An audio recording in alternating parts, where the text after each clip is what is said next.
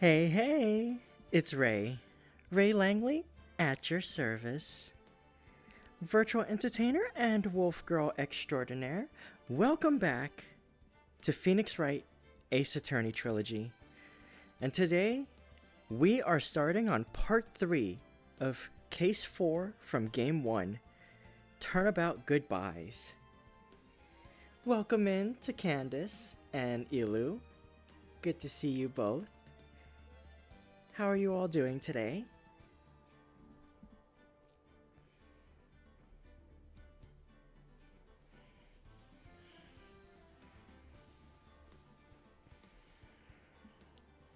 Alright. I've got my water at the ready. I've got my voice nice and prepped. Looking forward to this. Bad! Oh. Here's hoping that the stream will help you then.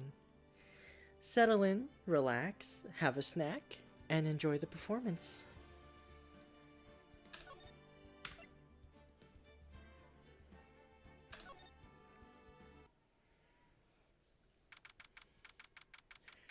December 26th. Detention Center. Visitor's Room. I just noticed the menu click noise is the gavel. Yeah. Maya! Hey! Nick, it's you! I'm glad Mr. Edgeworth made it through the day okay. It's a relief. Hey. Why'd you do that anyway?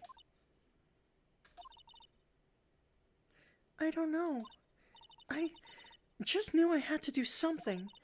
I know I'm not the lawyer my sister was. I'm sorry. Well, you did save the trial. Just behave from now on, okay? Oh, okay. They arrested her? Yeah, when you're held in contempt of court, it is an arrestable offense. Whether they actually do anything with it, though.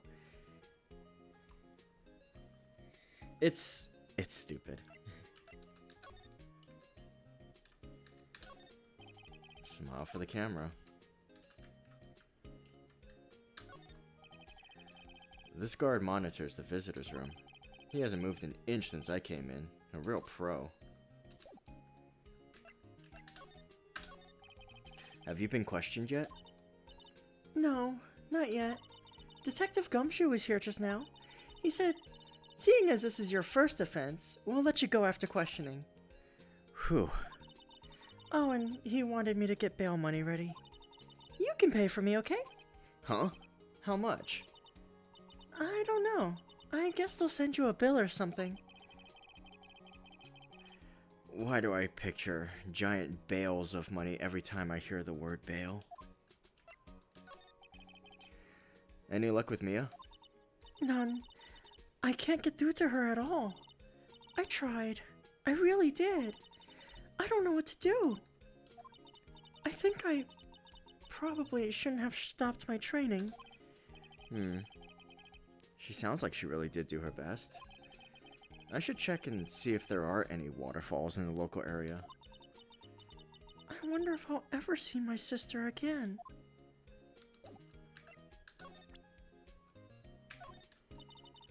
It must be nice, Nick. You can just show that to anyone and say, I'm a lawyer. But spirit mediums, well... I don't know. With your clothes, I bet at least some people would recognize you. But these are medium in training clothes. I wonder if I'll ever be a proper medium.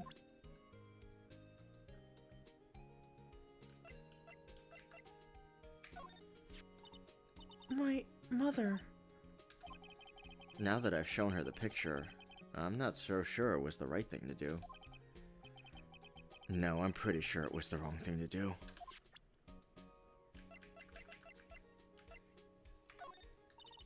Sorry, I'm fresh out of ideas.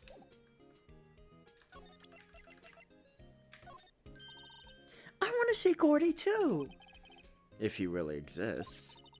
Well, I'd say a photograph is pretty good proof.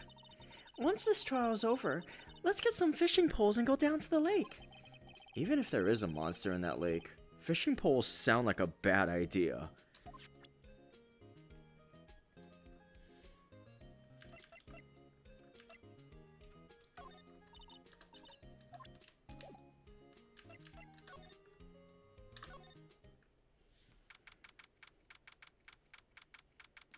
December 26th, Wright & Co. Law Offices. Sure is quiet here with nobody around. Right. I have to get Maya out of that detention cell soon. Mia's favorite plant. Its name is Charlie. Maya's gotten the knack of watering it lately. Charlie's been perking up these days. Better than shooting into the water like Leon. Nice. Good reference there. Looks like it's cleaning day again at the hotel across the way. I hear they're planning a second branch outside the city. I can see the bellboy getting the angle of that screwdriver in the drawer just right. Maya brought in a poster of the Steel Samurai the other day. We had a big fight over whether to put it up or not. I know she's just waiting for a chance to sneak it up on the wall. Difficult-looking legal books stand in a formidable row. They mock me. I tried reading one. It made my head hurt. When I closed it, it slipped out of my hand. Then my foot hurt, too. Mia's desk. If we had more clients, I'd probably sit here more often. Lately, I've been spending more time on the couch watching TV.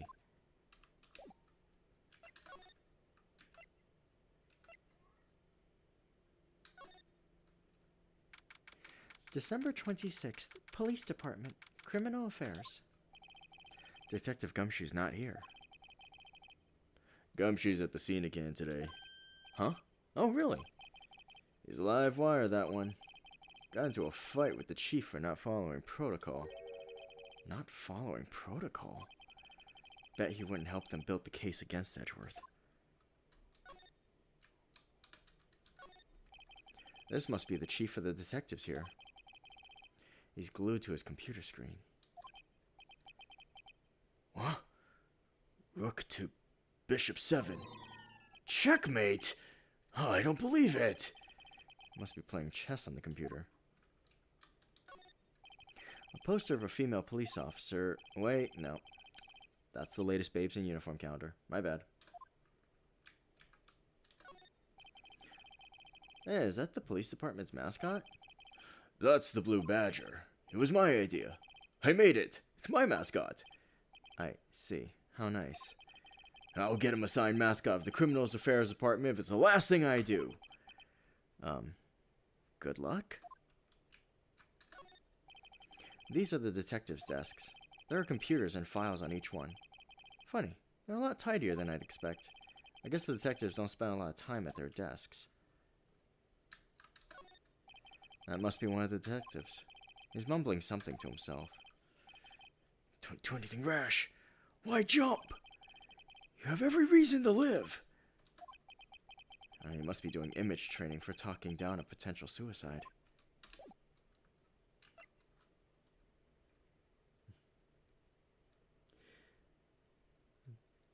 I don't like this law book, Miles. Its smug aura mocks me. I love the Blue Badger. I don't care what anyone says. ACABETBB? Okay, I know what the first four of those are. What's the lat? Excludes the Blue Badger. I swear to God. The Badger's doing... No, he is not!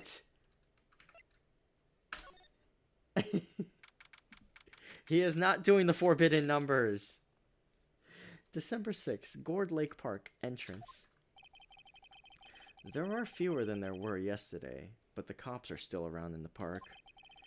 I wonder if Detective Gumshoe's here today. I feel winter's chill from the bare leaf trees today. There's a lot of trees here.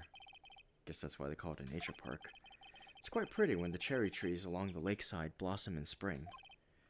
Today, it's just cold. Sign says Gourd Lake Nature Park. This place is full of families picnicking on the weekend. It's a little cold for picnicking these days, though. Welcome in, Zephyrafum. How are you doing? We just started, so we're a little ways from the trial, which is where the scene should be happening today. How are you? It's good to see you. December 26th, Gourd Lake, Public Beach. Haven't seen Larry around today at all. Probably off paying through the nose on a date with the lovely Keonce. The famous Gourd Lake. Its green waters stretch out on both sides. It's a pretty big lake, really. A hot dog stand. It's closed. The Christmas fringe looks a little half-baked. Banner reads, Samurai Dogs. Somebody needs to redecorate. Just got home? Welcome back. Hope you had a good day out. Whether it was at work or if you were just doing something else. A lineup of plastic benches. I guess the idea is you buy a dog and eat it here. I doubt anyone would sit here and eat on a day like this. Except maybe Maya if she had a samurai dog. Oops. There we go. The trash can is empty. At least the place is well maintained. Huh. I almost didn't see that signpost. Left, boat docks, right, exit.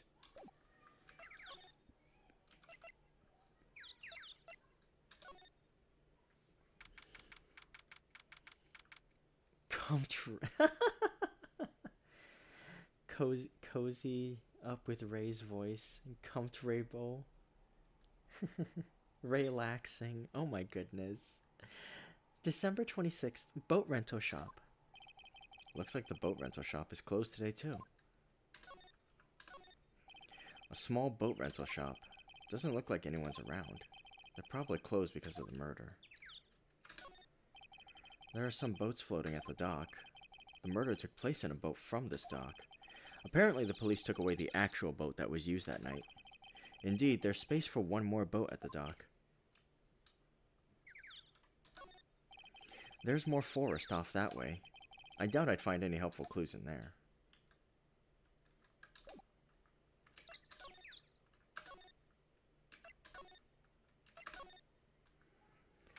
December 26th, Gourd Lake Woods. Hey, Detective Gumshoe. Hey, pal. The trial today, Yes? What about the trial? Well, I was gonna say good show, but it wasn't really all that. Though you did save Mr. Edgeworth, I guess. I just wasn't sure how to thank you. You know? Thanks. Detective Gumshoe? Any idea what strategy Von Karma is planning for tomorrow?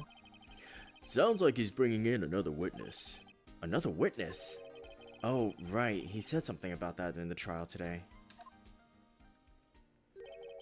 There were 2 witnesses.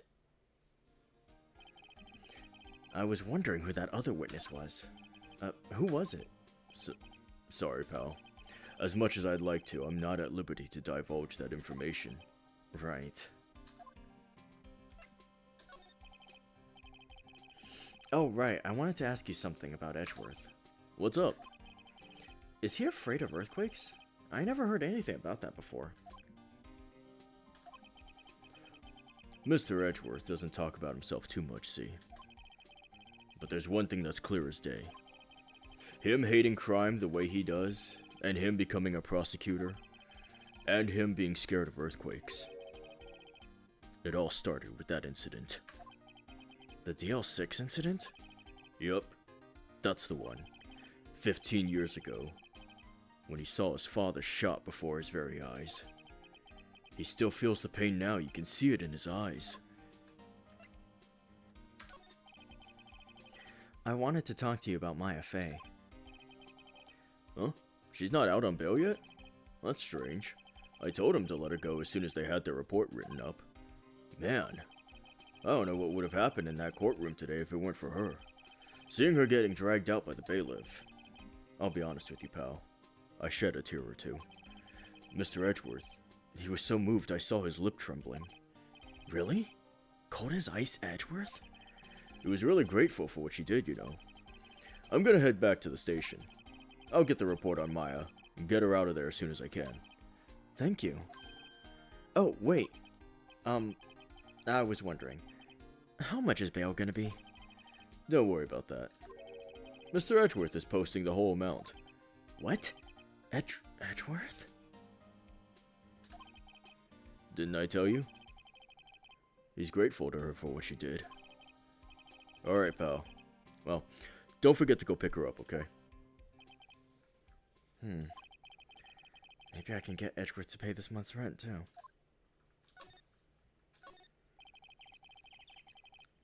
I don't think Lotta takes very good care of her SUV. It's covered with dents. I can't believe anyone would drive their car down here. The sign says no camping. Funny place to pick to pitch your tent.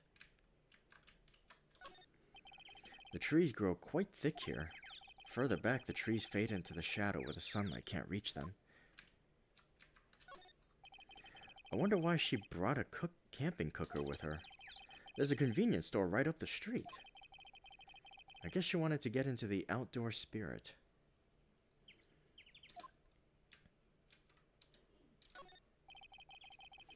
There's food and some magazines on the sheet. Takes a pretty tough skin to camp in this cold. Edgeworth, how do you feel about paying my student loans? Well, maybe save his life first and he'll be open to negotiations. Lotta's camera staring out at the lake as usual. Even a novice like me can tell that camera must cost a pretty penny. Hope she doesn't leave it out here to get stolen.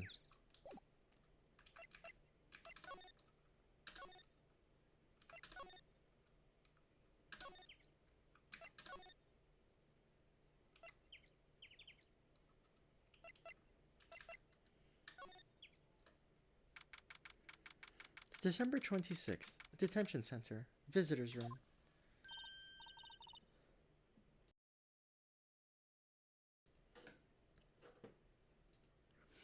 Hey Nick, you finally came. They just finished the paperwork, I'm free to go. Free at last, huh? Those interrogators were really mean. They were like, okay, what did you do this time? Like I was some kind of criminal. Can you believe it? Well, they let you out in the end, didn't they? Oh, that reminds me. Thanks for bail. Thank Edgeworth. Huh? He posted bail for you. Said he was grateful for what you did. Mr. Edgeworth did that? I have to make it up to him. We've got to win this case, Nick. Yeah, they detained her for contempt of court. What do you think we should do next? We're kind of lacking in the clues department. We could go to the park and look for Gordy. I was kidding.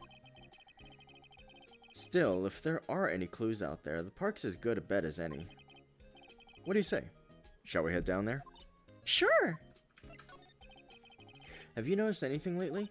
You know, I did notice one thing while I was here in detention. It's really pretty comfortable here. It's warm and they keep it very clean. I meant, have you noticed anything about the case? Well, not much more than that, no. She's probably still upset about Mia. I should leave her alone. Maya jail count 2.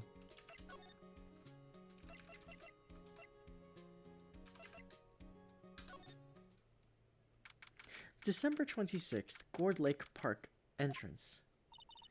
There aren't many cops around here today, are there? They're probably back at the precinct working up the case against Edgeworth. Hey, y'all! Hey, it's Lotta! Y'all really did it today. What did we do now? No, I'm not complaining. See, I did a little thinking. A little self-reflection, you might say. I realized that being a witness is a mighty big responsibility. But I just went up there and started blabbing any old thing that came to mind. Lotta. So you see, I want to make it up to y'all. Make it up? What did you think of the trial? To be honest, I was doing it half just to say I'd been a witness, even though I didn't really see anything. I kinda convinced myself I had, though. I'm sorry. I know I caused y'all a lot of trouble. Well, memory is a tricky, vague little thing. Yeah, I sure know that now. I'll be fine the next time I witness a murder. Right. You mean the first time you witness a murder? You'd think they start avoiding her after wrongfully accusing her more than once. Oh, welcome in, Frank. Good to see you. How are you doing? What about Gordy? Right. Well, the way I figure, the trial's only stoking the flames of Gordy fever. I'll get my exclusive photos and rock it to stardom. All right, Lotta. You go, girl. I wish I could be an investigative photographer, too. Finish your spirit medium training first. Lotta, what do you mean by making it up to us? Well, you see, actually, I got a bit of information for you. What? That Von Karma didn't want me to say nothing about it. What information? Now we're getting to the heart of it. See, I reckon we might be able to do ourselves a little exchange. Exchange? I thought this was to make it up to us. Right. I propose a little exchange to make it up to you. What? Information don't come cheap, my friend. Hey, I see you thinking, my, how unsophisticated these southern folks are. It's written all over your face. Let me tell you, most southerners are way more sophisticated than you. I'm just the exception, okay? Well, what'll it be? We gonna deal or not? What do we do, Nick?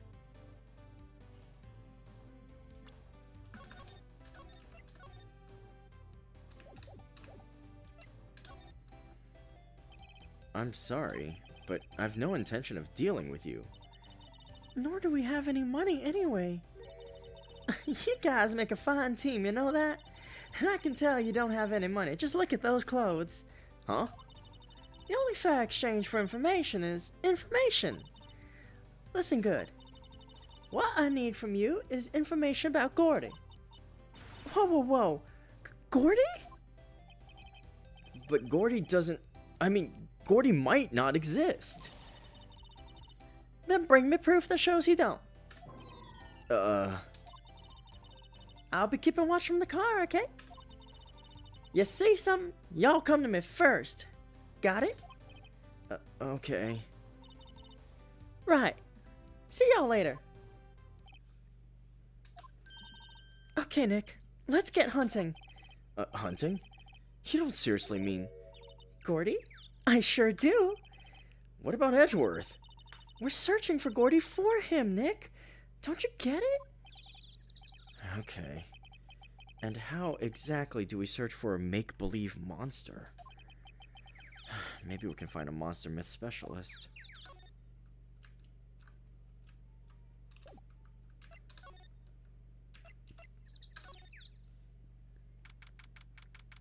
December 26th, Gourd Lake, Public Beach.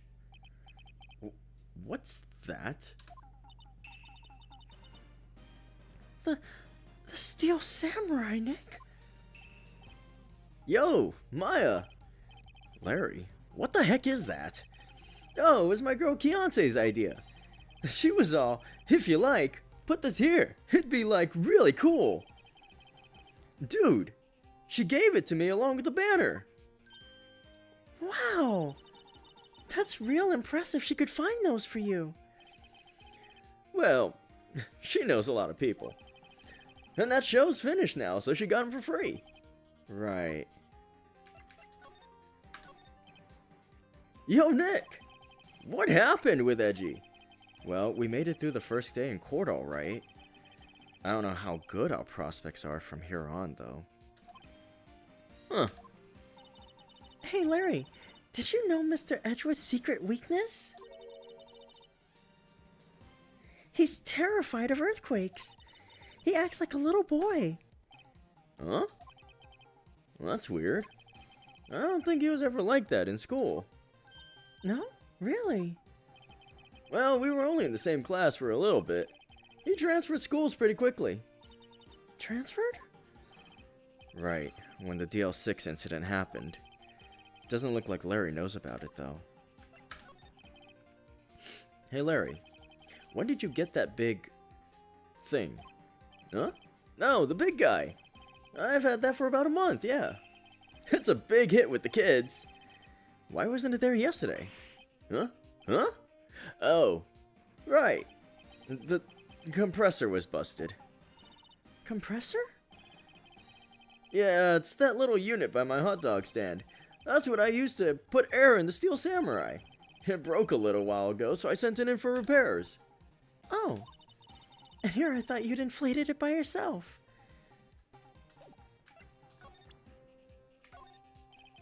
Sorry, Nick. I don't know much about that. I am a mere seller of hot dogs.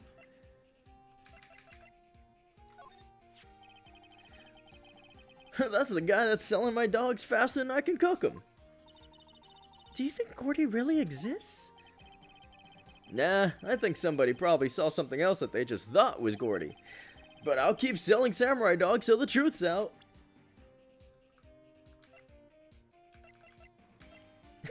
When something smells, it's usually the butts.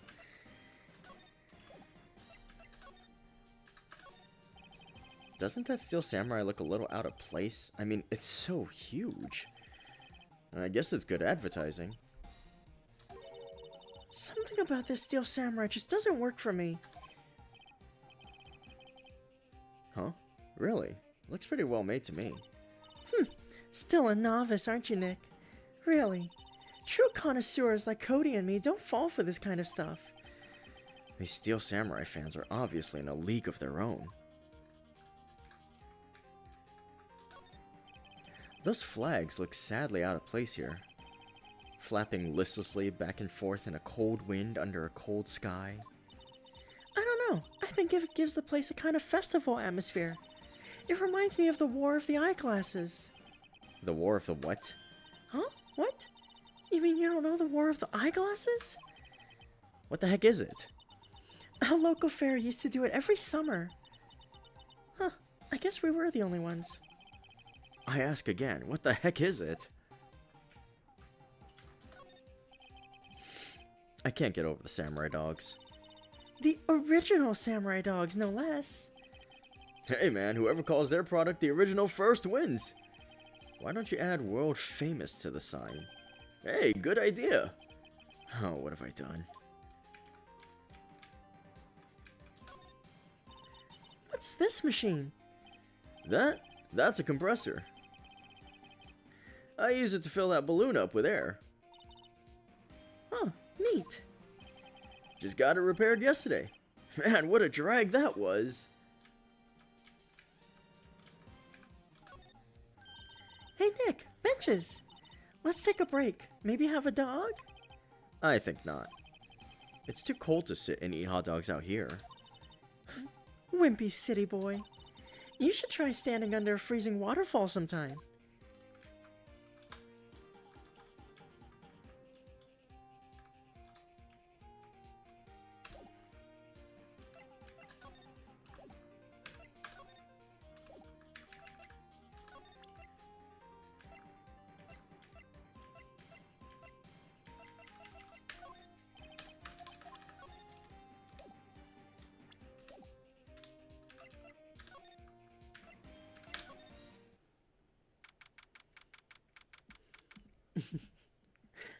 Ray, I'll treat you to a samurai dog. Oh, you will?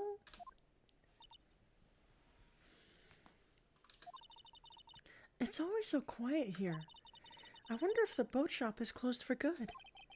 Well, with the murder on the lake and all, they're probably just taking a vacation till it blows over. I get it.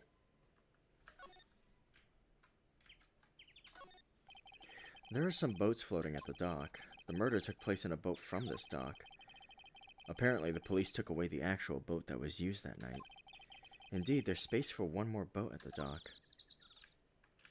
Oh, that's weird. It was uncheckmarked even though I just read that.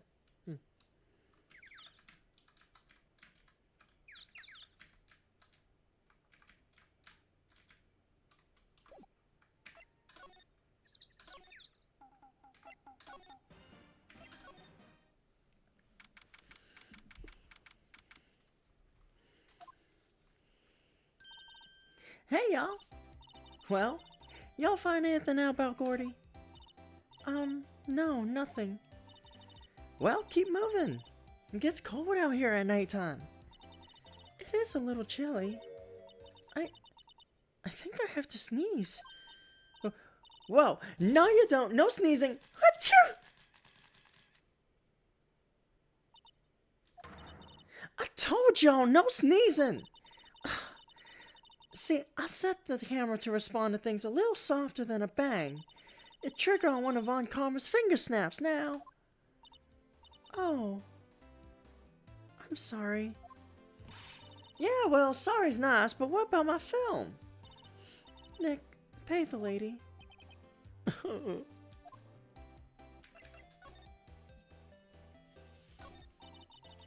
I learned something in today's trial, that's for sure.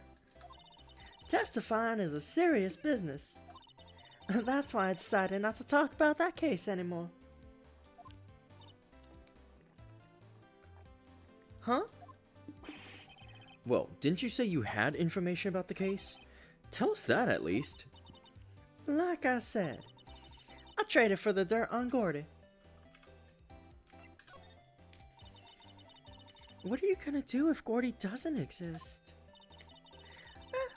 I'll quit being an investigative photographer. What? After all, I only have one photo to my name so far. Was it a good one? Yeah, bet. A UFO. A UFO? Anyway, if I can't get a career making photo this time round, then that's it. I quit and go back to school. Huh? So you really are a university student? Yeah, well, I'm taking a break for a bit. Right.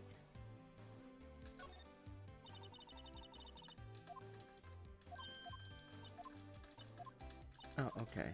So...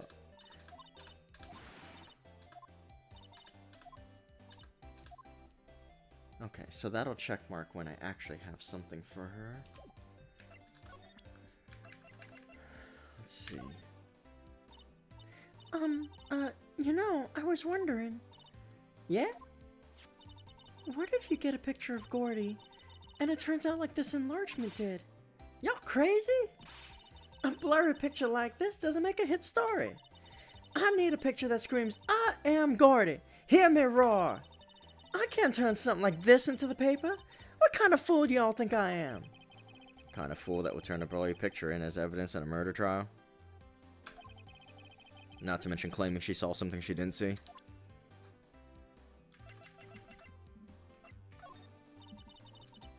Yep, I'd have to say I know exactly squat about that.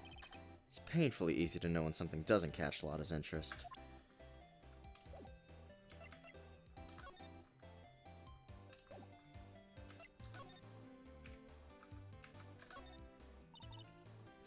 Hey, Nick. What, don't tell me you're hungry again. No. I was just wondering, why aren't camping pots and pans made of aluminum?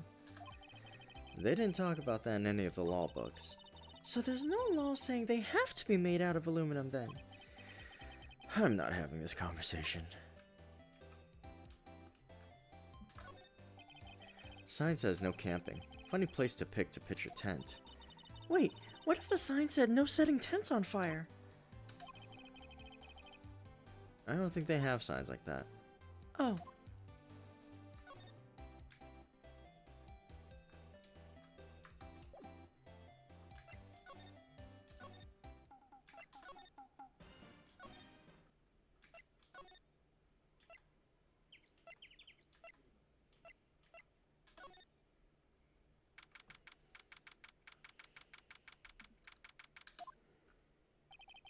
Hey there, pal. What's up? You look out of sorts. Wait, you didn't go doing something that's gonna hurt Mr. Edgeworth's case again. What do you mean again? Whatever. Have a seat, pal. I'm here for you if you need anything. Besides money, that is.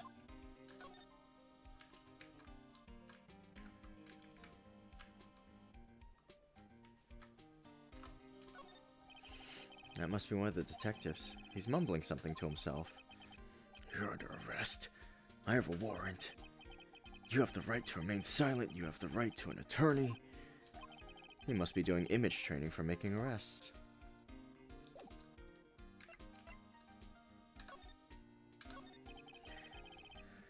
How's the investigation proceeding? It's not, really. We have another meeting coming up. We're supposed to talk about Mr. Edgeworth's motive. His motive? See, Mr. Edgeworth's father died in the DL6 incident. And the guy who got the lone suspect declared innocent was the victim in this case. Robert Hammond. They're saying that's why Mr. Edgeworth shot him. And Edgeworth never talks about his past. I bet they'll drag that out and hit him with it in court tomorrow, too. Poor Mr. Edgeworth. I gotta admit, doesn't look good, pal.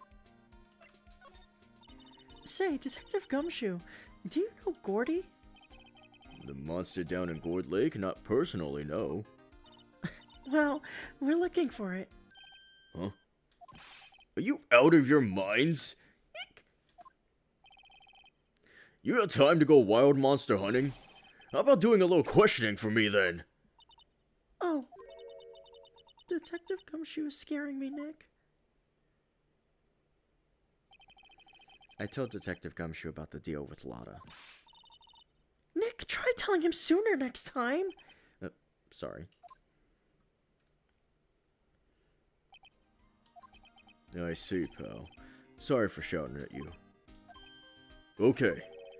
I, Detective Gumshoe, will aid your search for Gordy. Huh? I'll loan you one of our newest secret weapons for finding evidence. Really? You can take whichever one you like. Okay, give us the goods. Hold on now. Everything in due time. First, let me show them to you. These are our best and brightest. Introducing secret weapon number 1. Missile. Missile? He's a canine police dog. Still in training. Missile.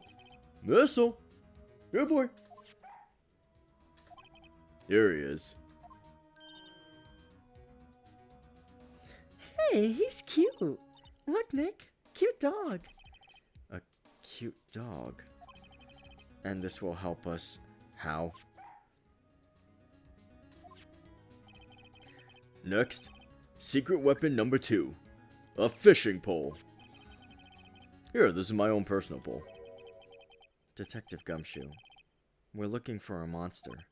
Yeah. How are we supposed to catch a whole sea monster with a fishing pole? Never know till you try, pal. Okay, this next one is the last one.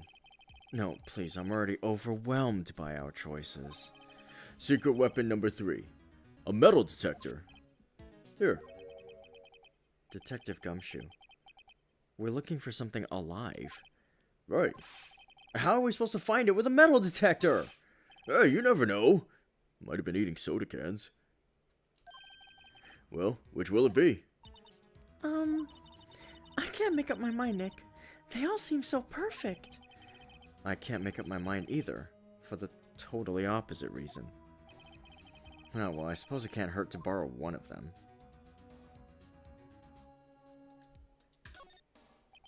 Can we borrow a missile? Sure thing, pal. Be good to him. He's so cute. Oh, boy. Missile from Ghost Trick? Fun fact, Shu Takumi so loved his dog that he included him in as many games as he worked on as possible. So yes.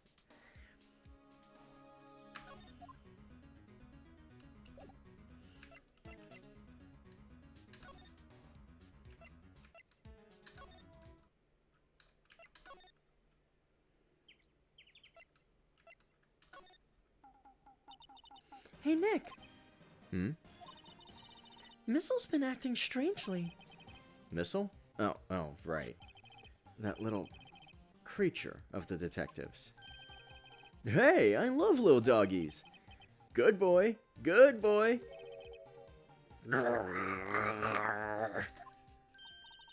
What's wrong, Missile?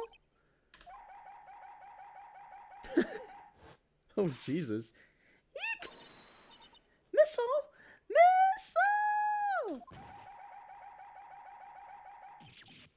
Whoa! Stop that thing! Cannibal! It's eating my samurai dogs!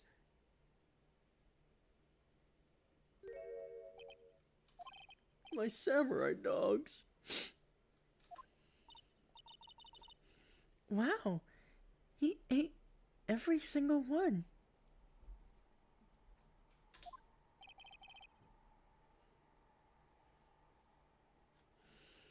I'm sorry, Larry. Sorry? Sorry, don't pay my bills, Nick! It's gonna have to this time.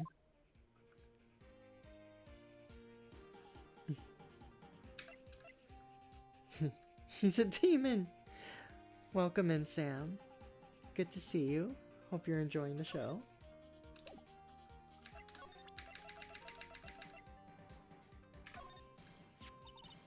Hey Larry, look, it's Missile.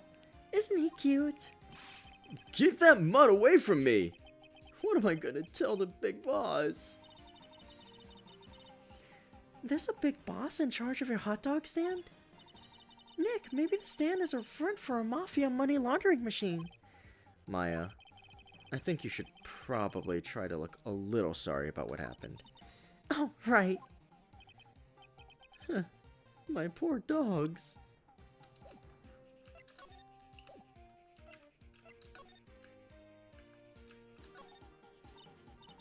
Wow, Gourd Lake is really big. Yeah. Say, Nick, why is it called Gourd Lake? Oh, well, a long time ago they used to grow gourds here. Wow, no way! I was sure it was because the lake looked like a gourd when viewed from above.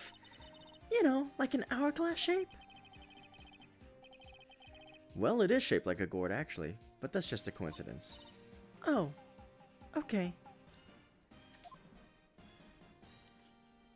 Hey Nick, let's let Missile devour Larry too.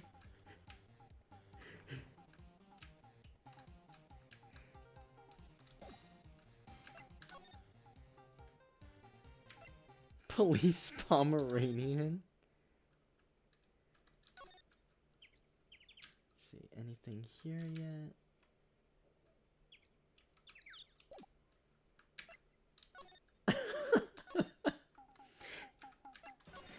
Hey Nick, if I hit you over the head with a gourd, do you go to gourd heaven?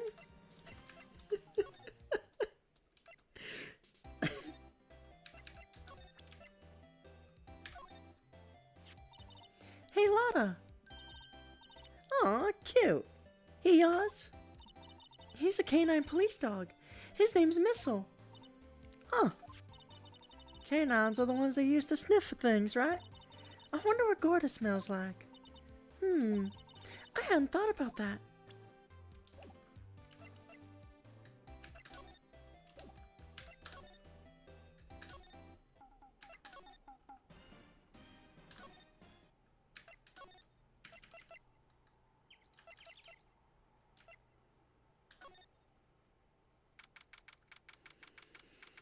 December 26th, Detention Center Visitors Room.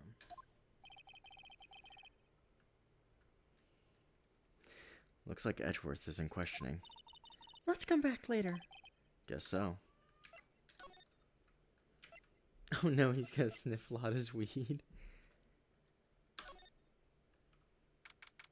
December 26th, Grossberg Law Offices. Apparently, Mr. Grossberg is on vacation today. Well, I guess I can come back tomorrow if I need anything. A solid mahogany desk. The wood's been polished to a deep luster. Expensive-looking mahogany bookshelves filled with expensive-looking books. Funny. They don't look like they've ever been read. I guess Mr. Grossberg isn't getting that painting back. Feel kind of bad for him.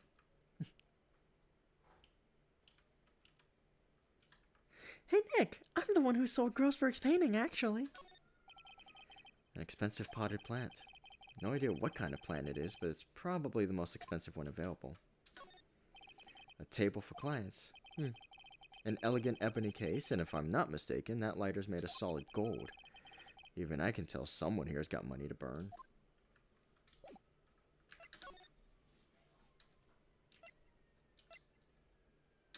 Oh Only stoners believe in monster conspiracy theories. Fresh air. I gotta say, freedom feels great. Behave yourself in the courtroom tomorrow, okay? Misbehaving's much more fun. It's not gonna be so much fun when Edgeworth refuses to pay your bail again. Right. I'll behave. Oh dear.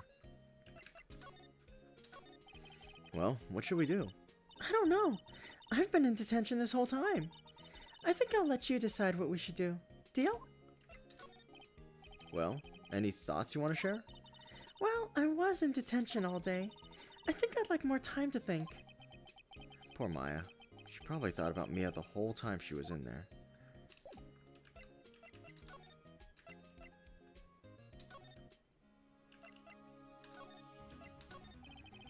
Detective Gumshoe, can we borrow one of the other things? Yeah, sure, pal. But I have to take back the last one I lent you. Department policy. Well, take your pick. Which will it be?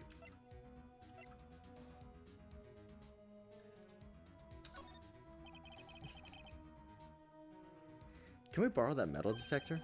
Sure thing, pal. I'm not sure what we're gonna find with this. Remember, you're hunting for a monster. Anything is possible. Anything. Oh, we are, huh? What are we, some kind of monster hunters now?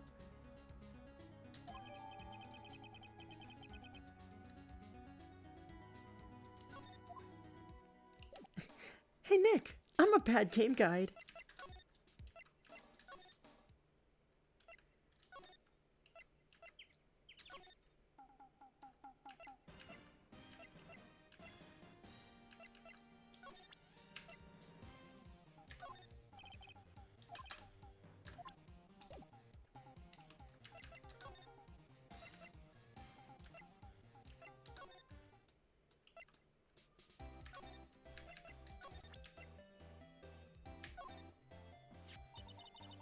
Hey Lana, look at this. It's a metal detector. I know what it is. I'm not sure that's gonna pick up Gordy though. Unless he's been eating people's watches or spare change or something. Oh, I hadn't thought about that.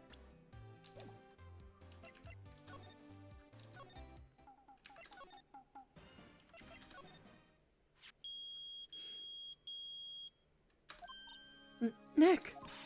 It's beeping! The metal detector's found something! Sure is loud enough about it. Whatever it is, it must be in those bushes. Go check it out, Maya. Why do I have to check it out? Nick! Look! Huh? An air tank? Huh. The valve looks broken. I thought it was Gordy.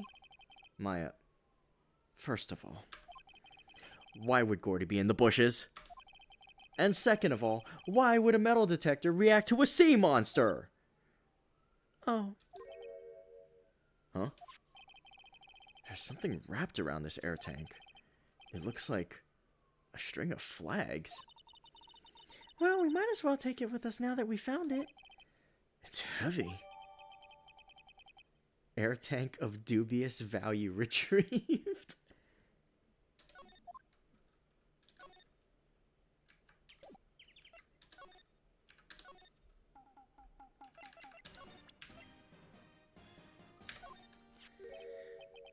What? An air tank? What about it? Larry, I wanted to ask you about this tank. Say, is this air tank yours? Why would I have a thing like that? Look, see how there's a string of flags around the tank valve? It's just like the string of flags around your steel samurai there. We get the objection music?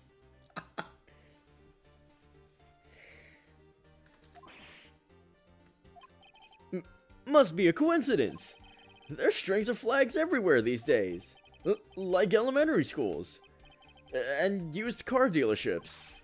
Look, why would I need a tank anyway? You used this to inflate that, didn't you? Inflate what? What else? That big puffy steel samurai. Now, why would you go asking me a question like that? Looks like I hit the nail on the head. Right. Actually, see, the compressor I always used was on the fritz, so I tried using the tank to inflate it, just once, and, it didn't go so well. As I suspected. It didn't go so well. Yeah. Do you think you could be a little more specific? Come on. Look, it's embarrassing, so I really don't want to talk about it. Tell us. Fine. Whatever. It's like what I said. The compressor was busted. So I took the tank and tried to fill the samurai up with that. And then...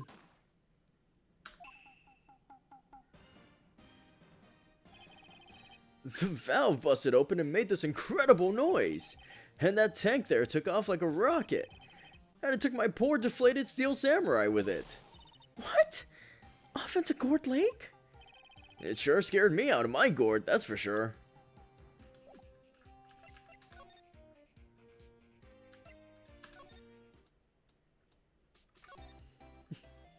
Hey Nick, let's go scuba diving with these.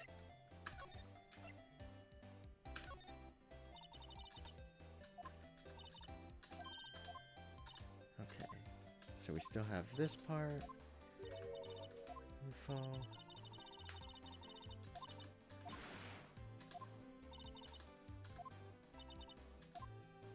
Okay, so that's not changed. Okay, guess we have to present it to her.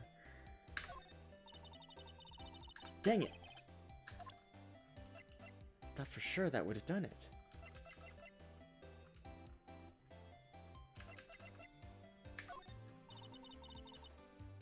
I gotta do what I gotta do to get me a picture of Gordon.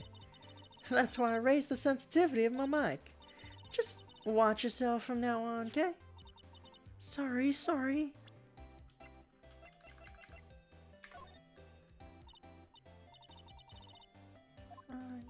I was wondering. Yeah? Oh, okay. So that part's still the same. Dang.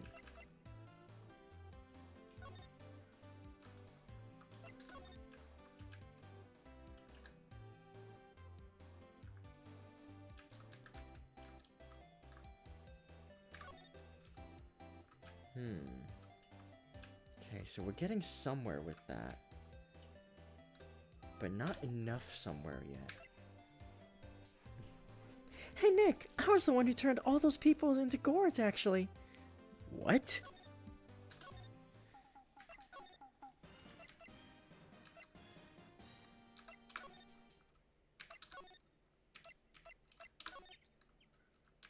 Not here yet. What about here? Uh-huh. Okay.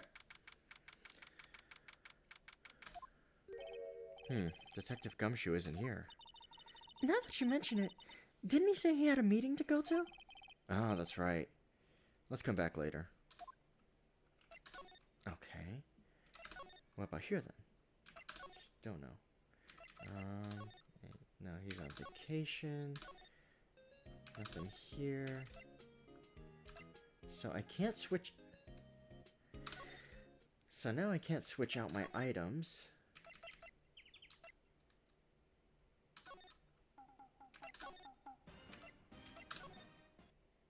Let's try back here. Anything else? Let's see, okay. Let's try talk. There we go. So the tank and the steel samurai you were trying to fill up flew away. What happened next? Well, all that happened on the 20th or so. The 20th? A week ago? Now, as far as I could see, the tank went flying out into the lake.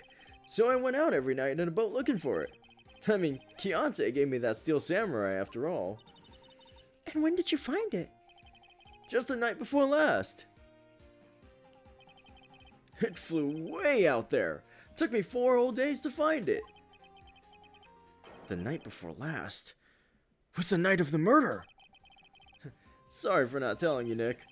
Actually, I was here on the night of the murder. But you see, I went home before midnight. So you didn't know about what happened? Nah, That's too bad. it's not all bad. We've solved one mystery at least. A mystery? Maybe we should go tell her. Okay, now back to the woods. Slide over here. What if I present this to her now? Okay, nope. So, let's try. There we go. Well, Mr. Liar, I've got the info y'all need. Y'all got the scoop on Gordy for me?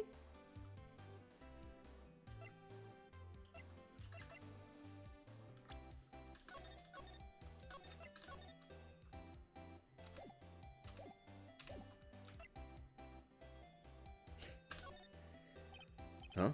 Gordy? Oh, we found him already. What? I haven't seen any monsters yet. Y'all for real? Gordy really exists? Wait, I need proof. You got a photo? Of course I have proof. No fair, Nick. It was when I went to the bathroom, wasn't it? That's when you made contact with Gordy. Enough jabbering already. Let's see your proof. Larry's air tank? What are y'all doing with an air tank? This is Gordy. Excuse me? What exactly are you saying, Nick? There's a stand near here, a hot dog stand. There's a giant inflatable samurai doll there. About a week ago, an idiot, who happens to be a friend of mine, tried to fill it. He used this air tank, and when the valve blew, the tank flew into the lake. Apparently, it made a pretty loud bang when it flew. A bang?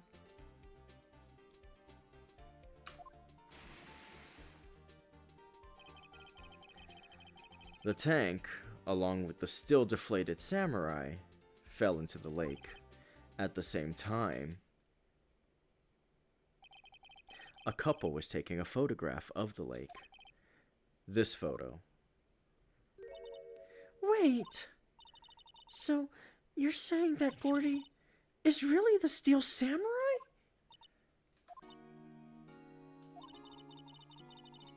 Well, that's a fine way to ruin a gal's dreams.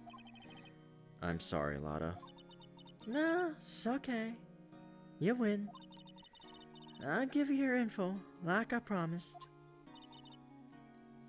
Poor Lotta. So, tell us this information you have. Promise is a promise, I guess. I overheard the cops around here saying something about the witness tomorrow. They said he's the caretaker of the boat rental place up the path here. Boat? Boat rental? There's someone there? I mean, it looks so deserted. Just an old guy living all by himself. Y'all should go check it out. Thanks, Lotta. We will. Let's get cracking, Nick. Hold on. Something else? Yeah. Night of the murder. My camera clicked twice, you know. Wait, so you have another photo? Well, yeah, but there's nothing in it at all. Just the lake. I figured it wouldn't be much use as evidence, so I kept it to myself. Well, it might not be helpful at all, but yeah, take it. Bye now. Y'all take care. Time for me to pack up and leave. Poor Lotta. It's all Larry's fault. The legend still lives on, I guess. The legend? Yeah, the legend of Larry, familiar to all who know him for any length of time. When something smells, it's usually the butts. Someone should whip that butts into shape. Back to school for you. Hey Nick, I can make Gordy into a real cryptid, but only if you say the magic word. Actually, let's check the boat rental. There we go. Hey, Nick. This is the boat shop that Lotta was talking about. You're right. Doesn't seem to be anyone around at all. Well, let's go check it out anyway.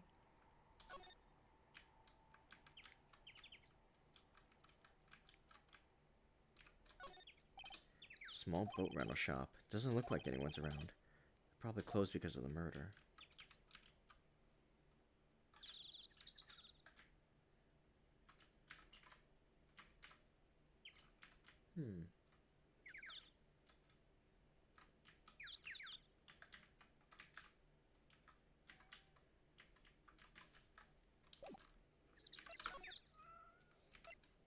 Oh shit, okay, we can just go in.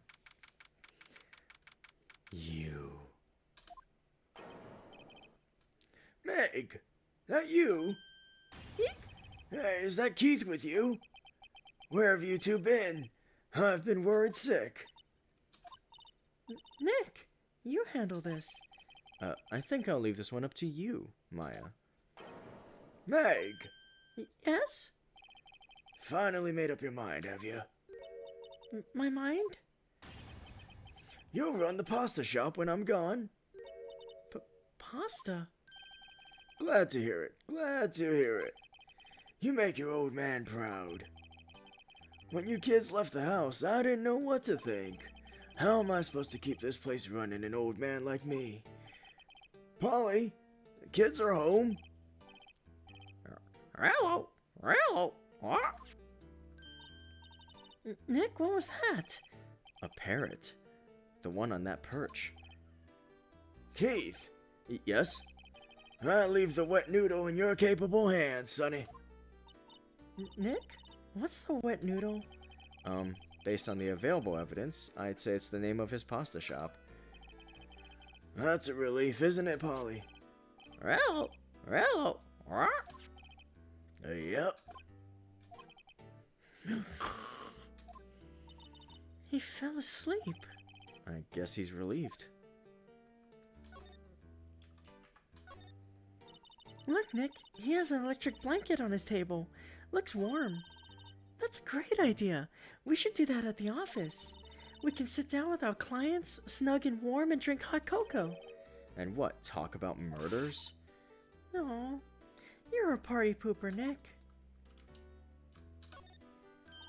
Wow, what an amazing parrot that is. Good morning. Hello? It ignored me.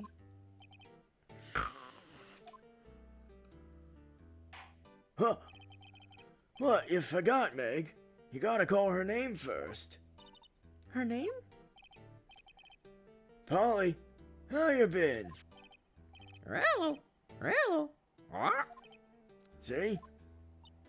Neat. So the parrot's name is Polly. Too bad all she can say is hello. Oh, Polly can say lots of things. You just need to know the secret words. The secret words? Polly, what's your name? Polly. What? Cute. Maya's found a new friend.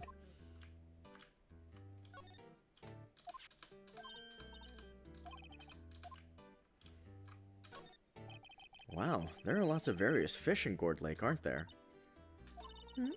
Something's funny, Nick. All these fish are saltwater fish. Look, a little safe. It's locked. Wow, he has a television in here too.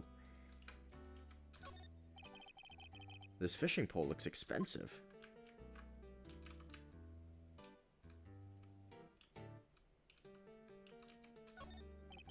Looks like a kitchen unit. It's pretty clean. Funny, he doesn't look like the type who'd keep things tidy like that. You're forgetting, Nick. He's running a pasta shop here.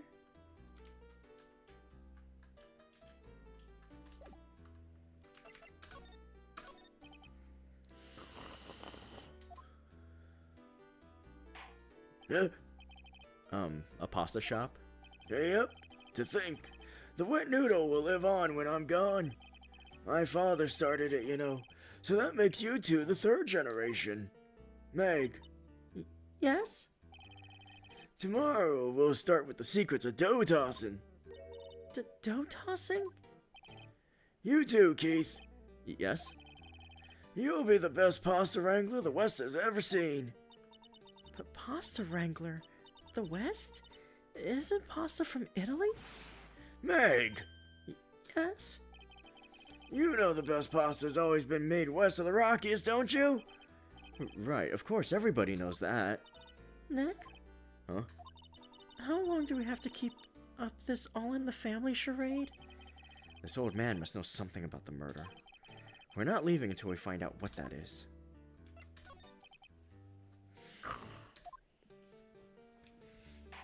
Huh. This is a boat rental shop, right? What are you talking about? This here's the Palace of Pasta, the wet noodle. Though now that you mention it, we haven't gotten many orders for spaghetti lately. All the kids come up and say, "Yo, dude, we want to ride in one of your boats." That's why I keep them boats out there. Youngsters these days. Darned if I understand them. I'm pretty confused myself. Nick, this isn't going anywhere. But this old man is the witness tomorrow, right? We've got to find some way of getting information out of him.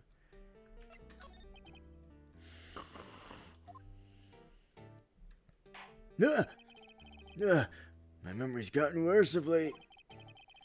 That's why I just tell everything important to old Polly here. Everything important? I wonder. Polly, what's the number to the safe? 1228. All right. Hey, Polly, watch it, will ya? See, Nick? All it takes is a little clever thinking. And a criminal mind. Quick, Nick, write that number down. Hey, don't get me involved in your little heist schemes.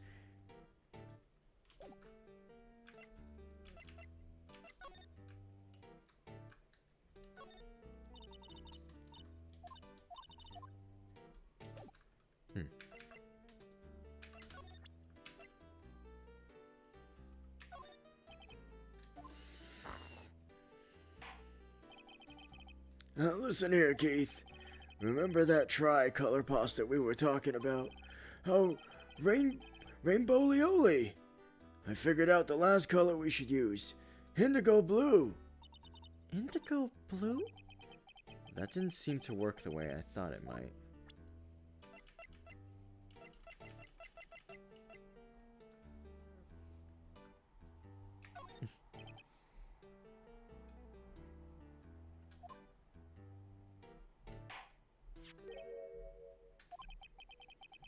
That a lawyer's badge? Yes, it is. I don't believe it. This old guy is the first person to recognize my badge. I get it. Huh? Yep. I got you figured out now. You're not Keith. Nick, now's our chance to clear things up. Sir. No, I'm not Keith. And I'm not Meg either. We're here investigating a murder that took place on this lake the other night. Please, help us. A lawyer, huh? Please, mister. Alright, I'll help. But on one condition. What's that? When this case is over and done, you'll run the wet noodle. Okay. We promise. Nick, are you sure about this? Hey, anything to get this case solved. Also, who wouldn't want to eat Phoenix noodles? I guess so. That's my boy. Good for you, Keith. Wait, didn't I just say... You too, Meg. Yes? You bring a tear to your old man's eye, you know. Oh, what was that you wanted to know? Speak up, Polly. Now he's talking to the bird again. How do we get him to talk to us?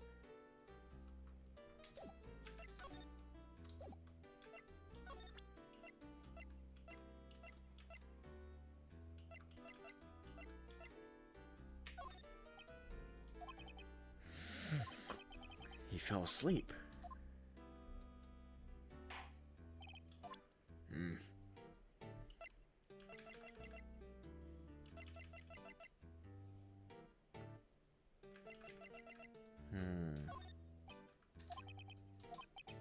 Dang it.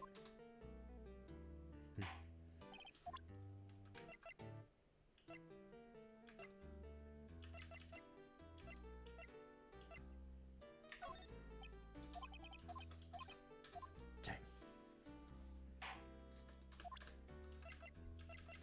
Maybe nothing I have will...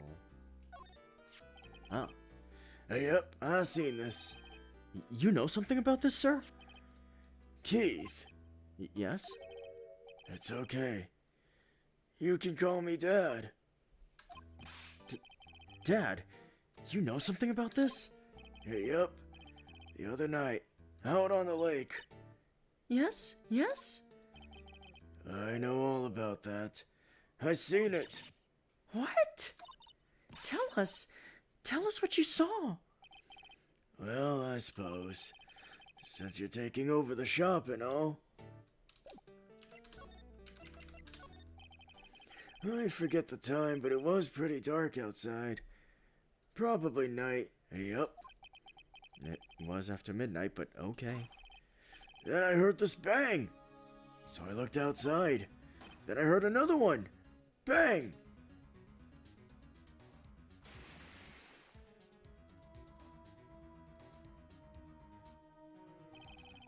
A little while later, this boat comes back. Then a young man walked by my window here.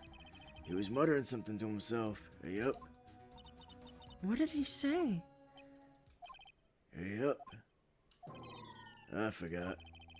I'll remember tomorrow by court time, promise. We need to know earlier than that. You know what? Huh? Little Terry was just here. Terry? Yep, that kid next door. You always used to make him cry, remember? He was wearing this tattered old coat. Got himself some whiskers growing out his face. You must be talking about Detective Gumshoe. He comes up and tells me to come down to court tomorrow. Really? Somehow I don't think we're gonna get much useful information from this guy. Maya, maybe we should be leaving. I think you're right. Oh wait, I had one more question. Huh? Polly, have we forgotten something? What? Don't forget DL6. What?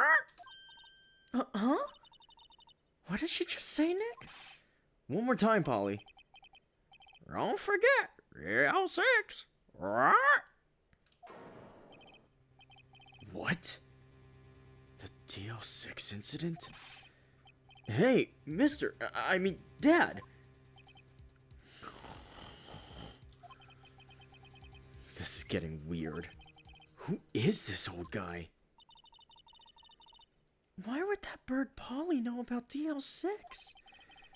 We have to figure out who that old man is. Oh. What? He locked the door from the other side. Who could that old man be?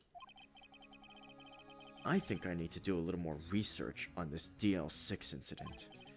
Maybe I should ask Detective Gumshoe.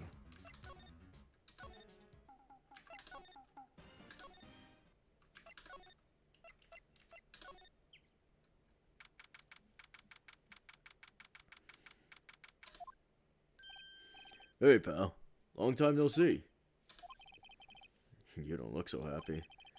What's wrong this time? Actually, we wanted to ask you something. Yeah? You know the boat rental shop down at Gourd Lake?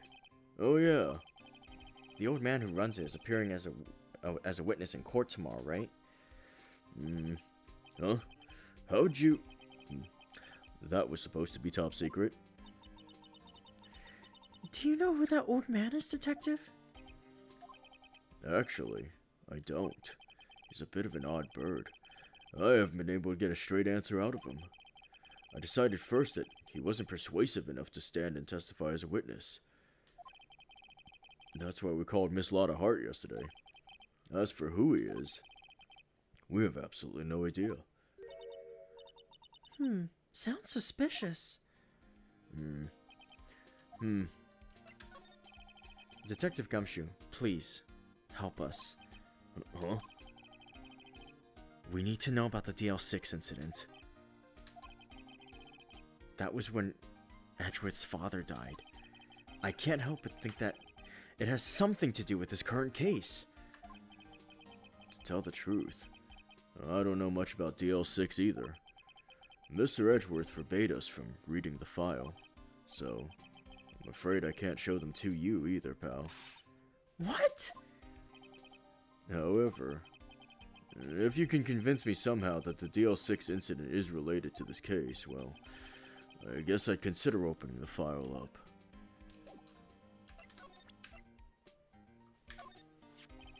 What's that, a parrot? The old man at the boat rental shop's parrot. The parrot knew about that incident. That incident? DL6. What? Polly, have we forgotten something? What? Don't forget DL6. What? Huh? I'm pretty sure that old man must have taught her that word. Yeah, but how would that old man know about the DL6 incident? Wait, what if that old man was connected to DL6? Nick, you think he might be? I getcha. Sounds like you need information on the DL6 incident. Through there's the station's records room. I'll give you special permission to go in and find what you need. All right. Way to go, Detective Gumshoe. Okay, Nick. To the records room. Guess it's time we faced Edgeworth's past.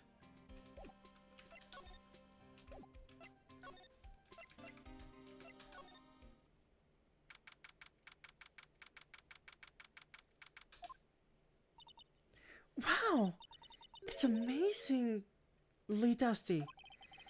10 years of files and 10 years of dust, I guess. Let's find that DL6 stuff quick. 15 years ago. Both me and Edgeworth were 9 years old. We were almost through with 4th grade when he suddenly transferred. Because of DL6? Nick, I found out where the file is. Oh, thanks. Just let me know what you want to know about the DL6 incident. I'll go get the right file. This cabinet is where they keep evidence for current cases. Some of the things are obviously murder weapons. Others are who knows what. Most of it just looks like random junk. Nick, what do you think this clothespin is for? Don't touch that. It's evidence. It looks like there are files inside that glass case. The case is so dusty I can't see what's inside. Nick, it's locked. They must keep important case files in there. There are shelves stuffed with case files in the back of the room, too. Forgotten cases, rotting away for eternity. Nick, let's get what we need and get out of here. All this dust is getting to me. Here are files of collected case reports. There's quite a large volume of reports here. Wow! These are all case reports? Yeah, it's like a graveyard of police cases. I guess my sister's case report is in here too. Quietly gathering dust.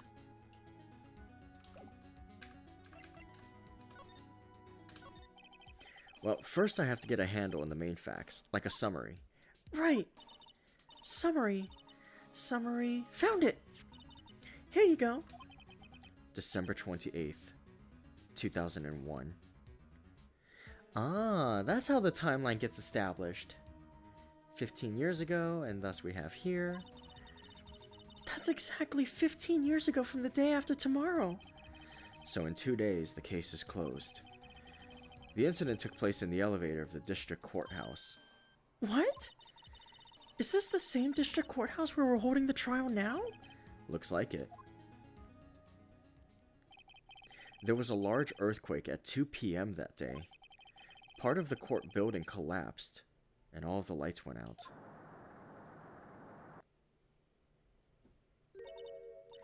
Wow, that was some earthquake.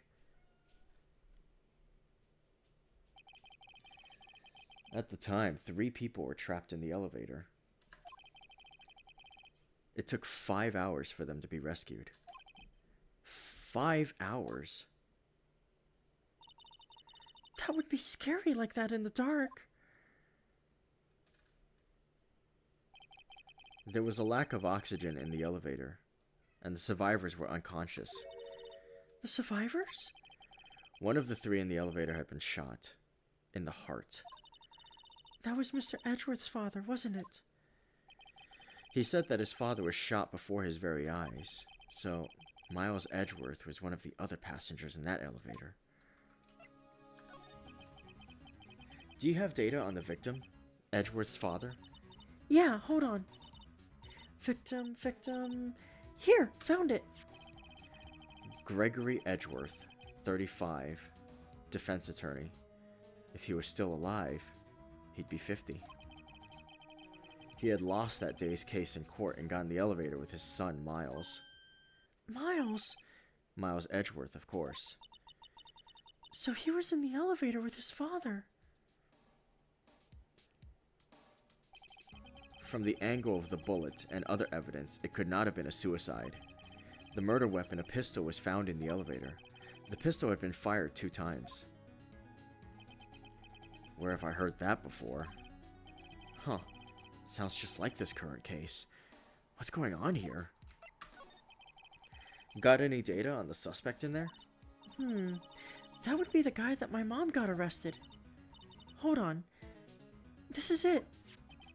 The man arrested as a suspect in DL6 was Yanni Yogi?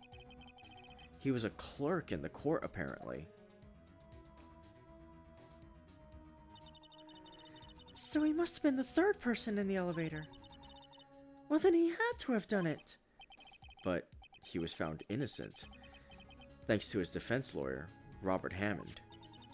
Hammond? The victim in our case. Right. The suspect, Mr. Yogi, was oxygen deprived, so much so he had brain damage. He lost all memory of being in the elevator. After he was declared innocent, he disappeared. Where could Yogi have gone to, I wonder? He may be closer than we think. I guess I know generally what happened in DL6 now.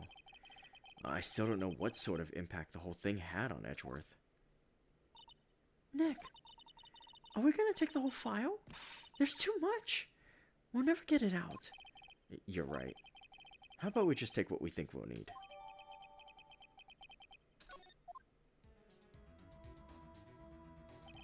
Right. That's probably all we'll be able to find here. Now all that's left is the trial tomorrow. I wonder how Dad will do testifying in court.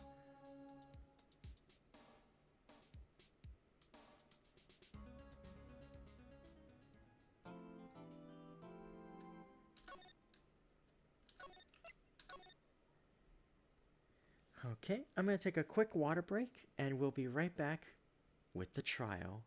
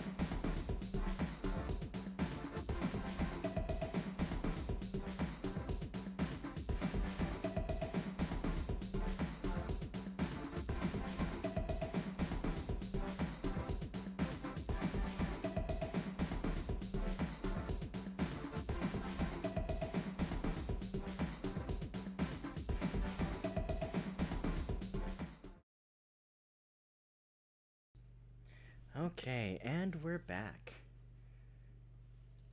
Let's have ourselves a trial. You guys enjoying the show so far? December 27th, 10 a.m., District Court, Courtroom number 3.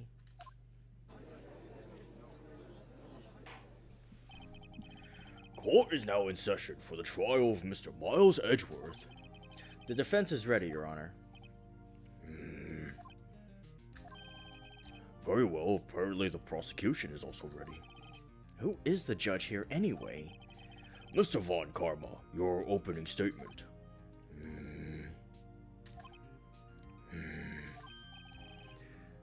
Very well. No opening statements, so...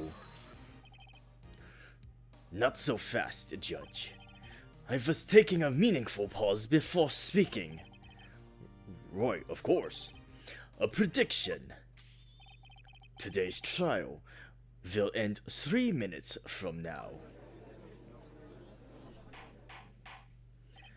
Order! Order!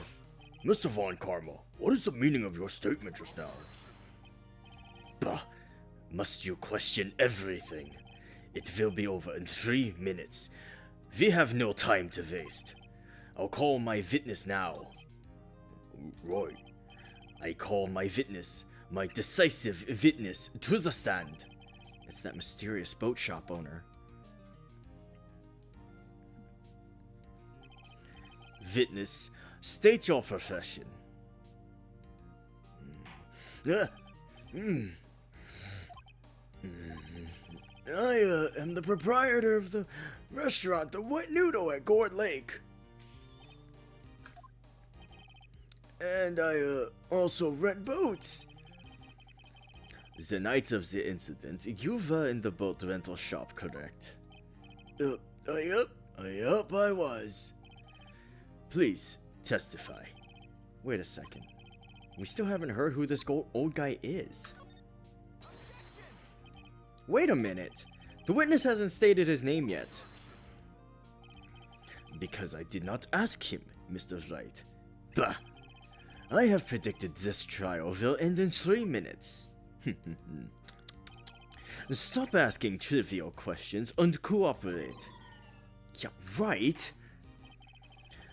The witness will state his name.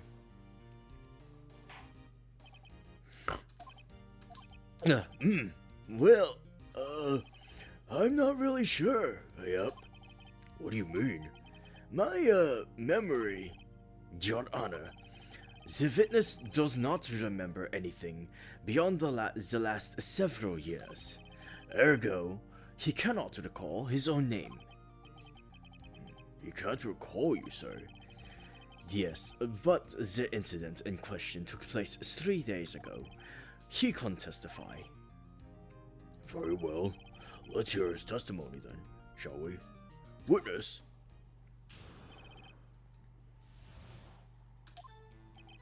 It was the night of the 24th, just after midnight, yep. I was in the restaurant where I, rent boats as usual. Then I heard a bang. Yep. When I looked out the window, I saw a boat just a-floating on the lake. Then I heard another bang. Just about then, the boat comes back to shore and a man walks by my window. Very well. I'd like to begin the cross-examination. There is nothing to question in my witness's testimony. Ergo, no need for cross-examination. Besides, there are only 10 seconds left before our 3 minutes are up. Judge, your verdict. Now. Yes. Mr. Wright? What are you saying? Of course I'll cross-examine the witness. Very well, you may begin. Excuse me? Mr. von Karma? 3 minutes just passed. I see. Well, then let's just take our time. You may cross-examine the witness.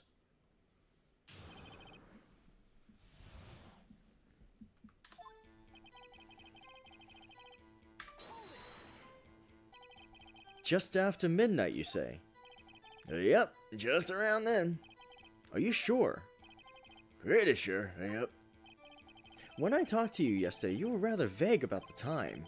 I'm surprised you seem so sure about it today.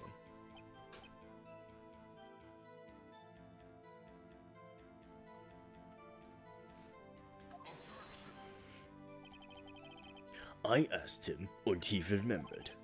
Isn't that right?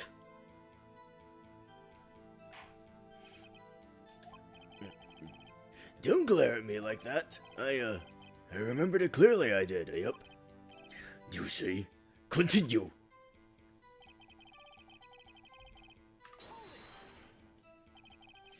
Is there anyone who can verify that? Well, I guess Polly could. That's not good enough for a court of law. Mr. Roy, exactly what's not good enough? Your Honor, this Polly is a parrot. A parrot? Don't be so hard on the girl, Keithy boy. The prosecution concedes that we cannot prove the witness was in the shop. Witness, please continue.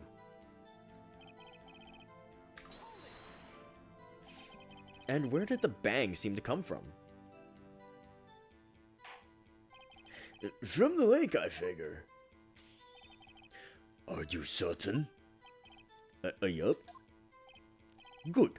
Continue.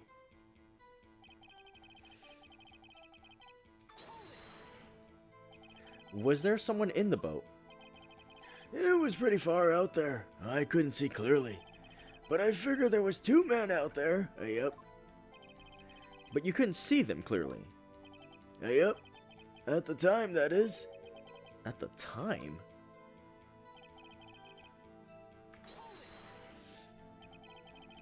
So you heard 2 gunshots total? Yep. That's what Lotta said in her testimony yesterday.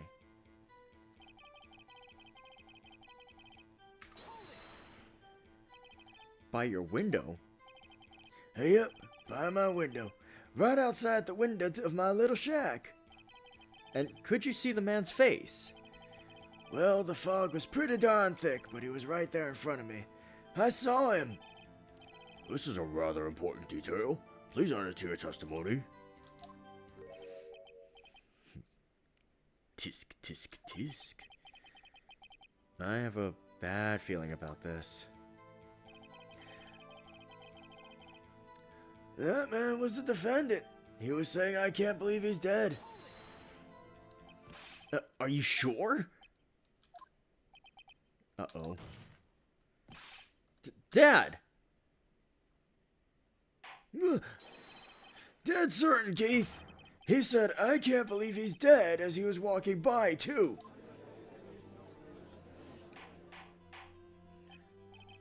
Witness, are you sure that's the person you saw was Miles Edgeworth?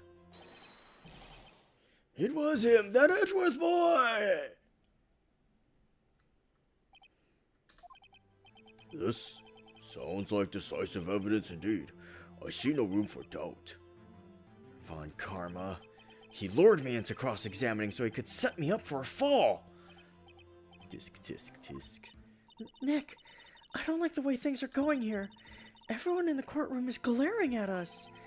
I'd better act quick or this trial's gonna be over.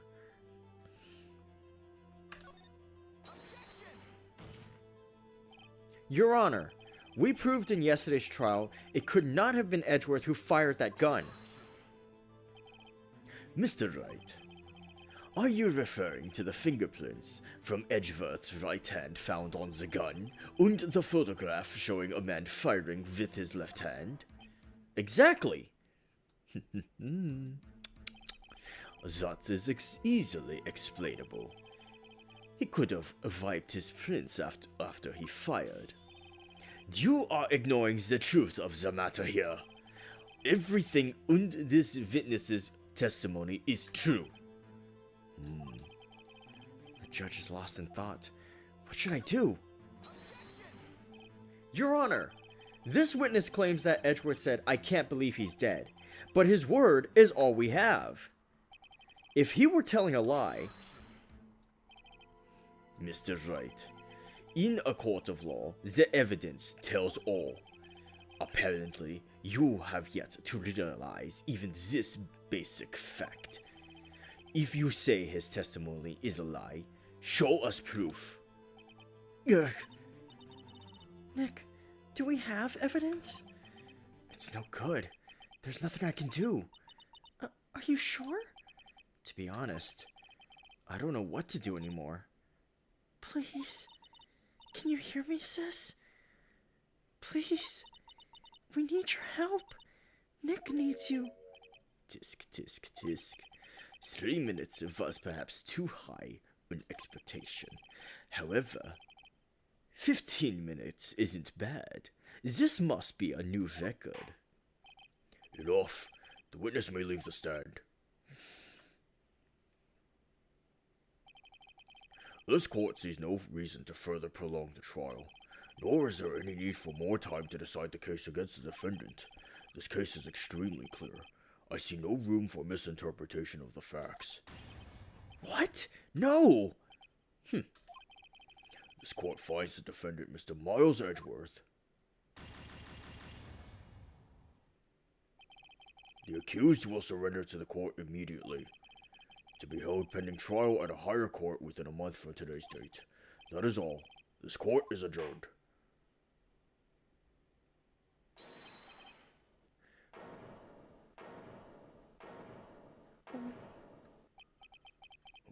Who was that just now?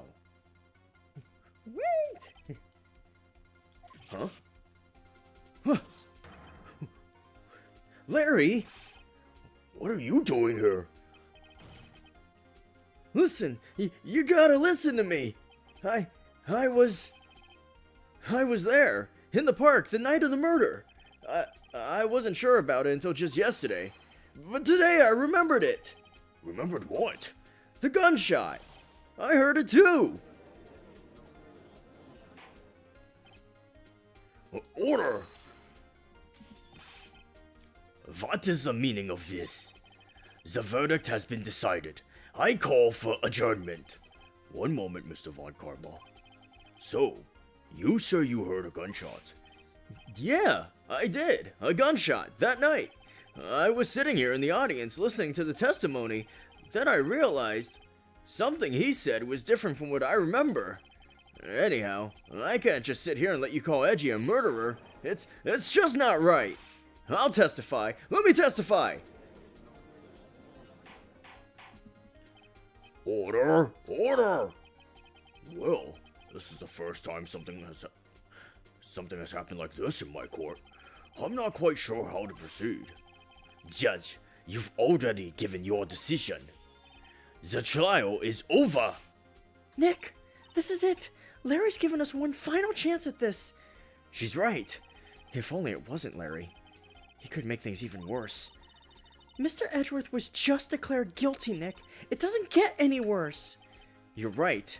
Okay. Your Honor, if there is another witness, it is our duty to hear him speak. Right here, right now. A waste of time. The verdict cannot be overturned. Allow me to speak my opinion. In all court proceedings, it is our duty to prevent an inaccurate verdict. In order to make sure no mistake has been made, every witness should be heard. What is this? I withdraw my previous verdict of guilty. Mr. von Karma, I order you to call this new witness to testify. Now. What? The court will adjourn for a 5-minute recess. After that, we will hear this new witness. Court is adjourned. December 27th, 10:28 a.m. District Court. Defendant Lobby Number 2. Whew. That was too close. Sorry to keep you on the edge of your seat like that, Edgeworth. I've seen worse. Yeah, right, Edgeworth. You're sweating bullets. I just wonder what Larry plans to say in there. Larry was at the lake that night? Yes. He said he went looking for the steel samurai balloon that flew into the lake. Oh, right! And he found the balloon in the air tank that night? Yeah. Hey, Edgeworth. You say something, right? Yeah, a lot of things. You seem out of it. What's wrong? It's nothing. Mr. Edgeworth? There's something I've been meaning to ask you. What's that? Why are your fingerprints on the murder weapon? Oh.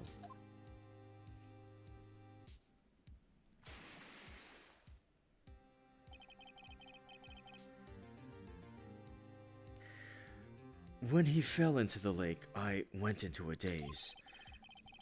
I couldn't understand what had happened. I couldn't think straight.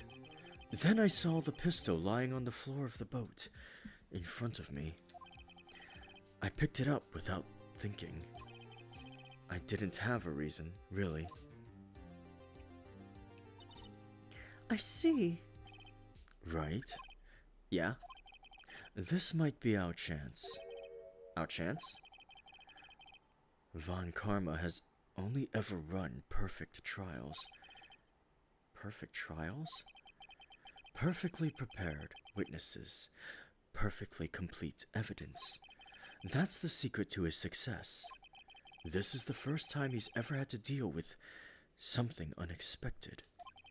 He has to let someone he hasn't even talked to testify before the court. And that someone is Larry. What are you getting at? It's likely his testimony will be full of holes, right? That's right, Nick. Hey, Nick, want to see me blow up Von Karma with my mind? No 10-minute trial this time. We'll milk this one for all it's worth. Hey, it was 15 minutes. 15? Everything's on Larry now.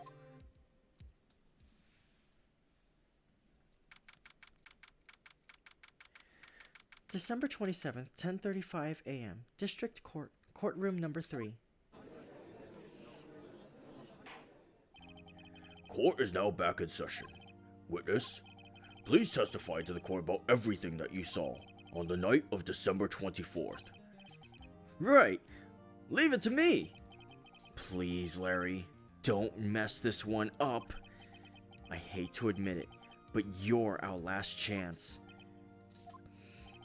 Von Karma didn't even have time to prep his witness. I just hope Edgeworth is right about this being our big break.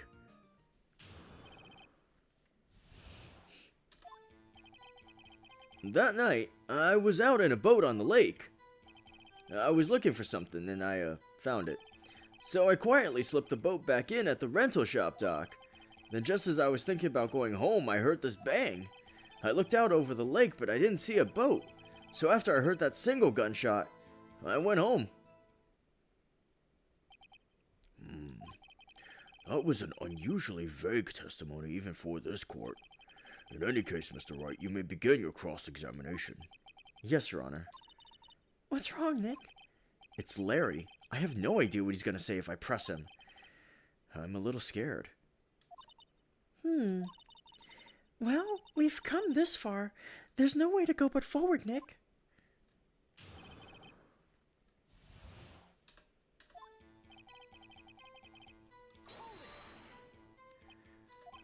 Something wrong, Mr. Wright?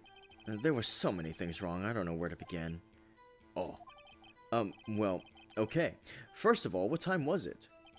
No, it was after 11 when I went out in the boat. By that time, everyone had gone home for the night. So I waited until the coast was clear, so to speak. And why were you out on a boat at such a late hour?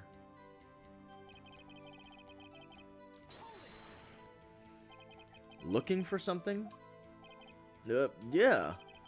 Mr. Butts, what was it you were looking for? What the witness was searching for is irrelevant.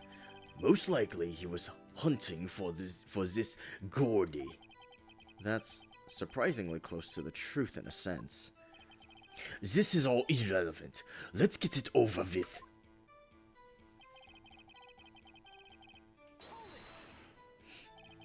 Around what time was that?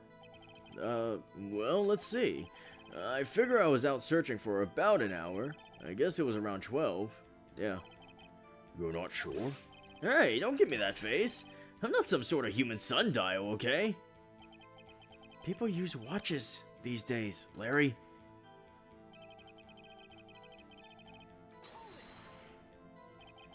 Where did the sound come from? Yeah, well, I wasn't too sure about that. I looked around, you know. Did you look at the lake? Yeah, I looked.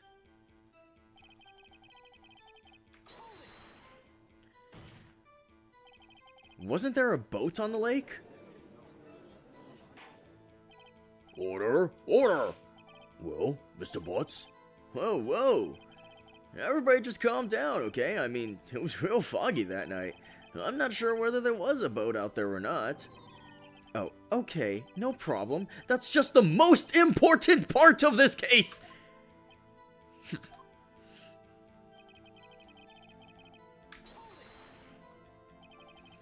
So, you only heard one bang, correct?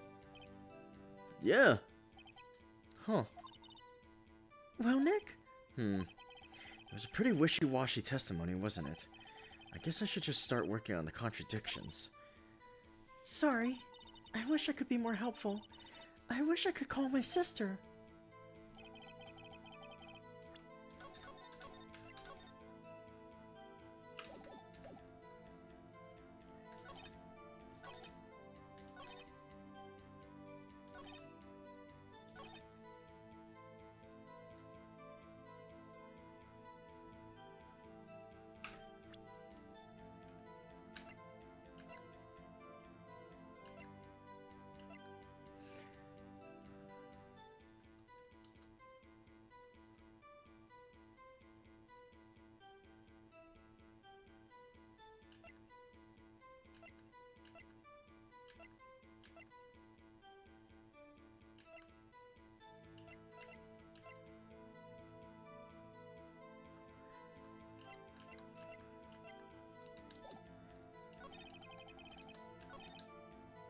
I'm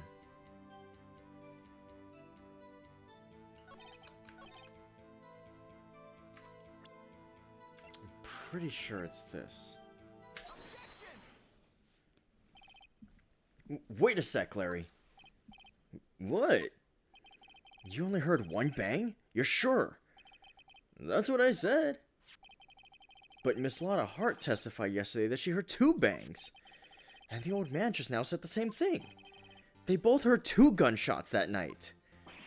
Huh? Were you even listening? Were you paying attention at all to what they said? Yo, Nick, please. Huh? You know, something's been bothering me. I'm a witness, see? I'm like a customer here. So you gotta treat me nice and stuff, okay? Mr. Butts? What? You only heard one gunshot. Are you sure? Well, to tell you the truth, I'm not sure. Huh? Not sure? How can you not be sure? Yeah, well, I might have missed the other gunshot. I was, listening to something else. Something else? My radio, dude! With my headphones. What? Order! Order! And stop that booing! Mr. Butts, you were listening to the radio with your headphones? Yeah, so what? That's a crime? I listen to my radio. Everybody listens to the radio. What's the big deal? Mr. von Karma, your opinion? Waste of time. I do not accept this witness, nor his shoddy testimony. Well, Mr. Wright, should he continue the testimony? Your Honor, please. Please allow the witness to continue his testimony. Bah!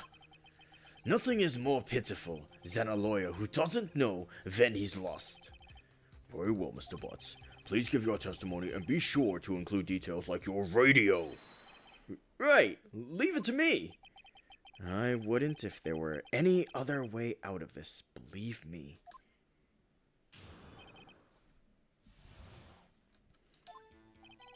It's lonely, being alone on Christmas Eve.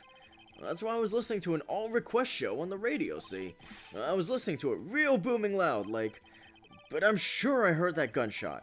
I remember exactly what the DJ was saying when I heard it, too!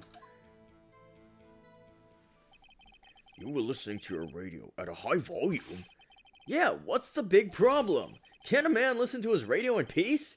Isn't this a free country? I truly believe Larry has no idea what the problem here is. Judge, can you believe a word this witness says?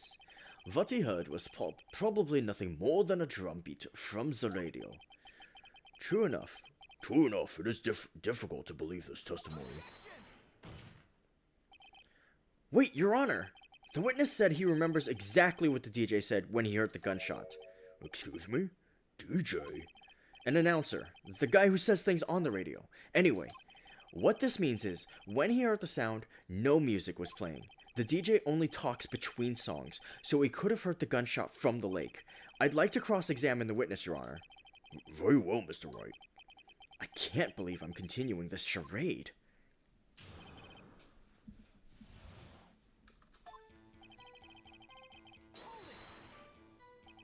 So, you turned on the radio? Right. I just wanted to hear someone's voice, you know? You don't know what it's like out there alone on Christmas Eve. Alone! I shouldn't have said anything.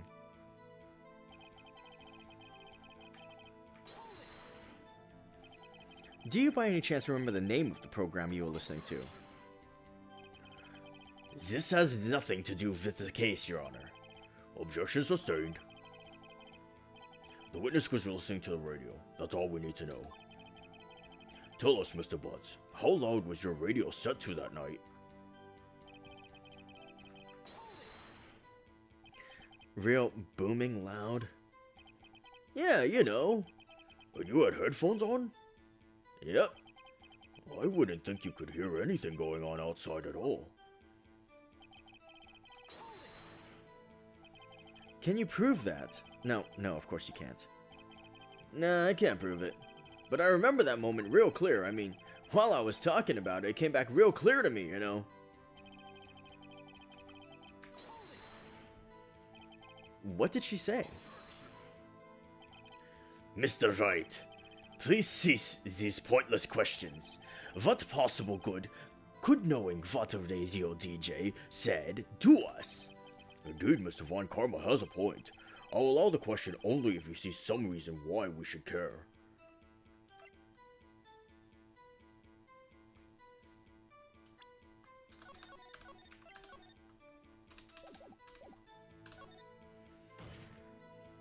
We should care, Your Honor. Of course we should. Why? Well, how do you know if we don't ask, huh? Fine, very well. Mr. Butts, please testify to the court. What was the radio announcer saying when you heard the gunshot? Just when she said, "Hey, it's almost Christmas," I heard the gunshot.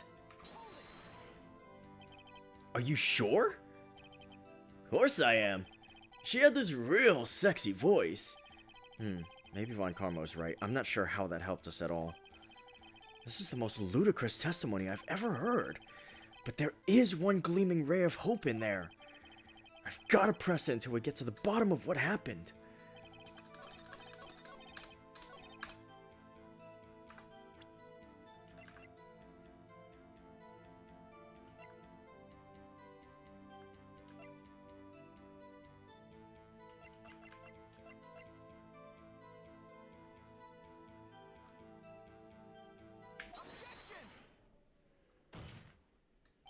Larry, are you absolutely sure what you're saying is correct? Huh? What's with the face? You look scary, dude. Hey, if you're trying to scare me, you better know I don't scare that easy. Is something the matter, Mr. Wright? Your Honor, did you hear what the witness just said? The DJ said, "Hey, it's almost Christmas," when he heard the gunshot. Indeed. And? Almost Christmas means it wasn't Christmas! Do you realize what this means? When he heard the gunshot, it was still Christmas Eve! That would seem to be the case, yes. But that contradicts the 2 testimonies we have heard so far, Your Honor. Both Miss Hart and the old man said it was after midnight when they heard the shots. In other words, when they heard the gunshots, it was already Christmas. This is a clear contradiction, Your Honor.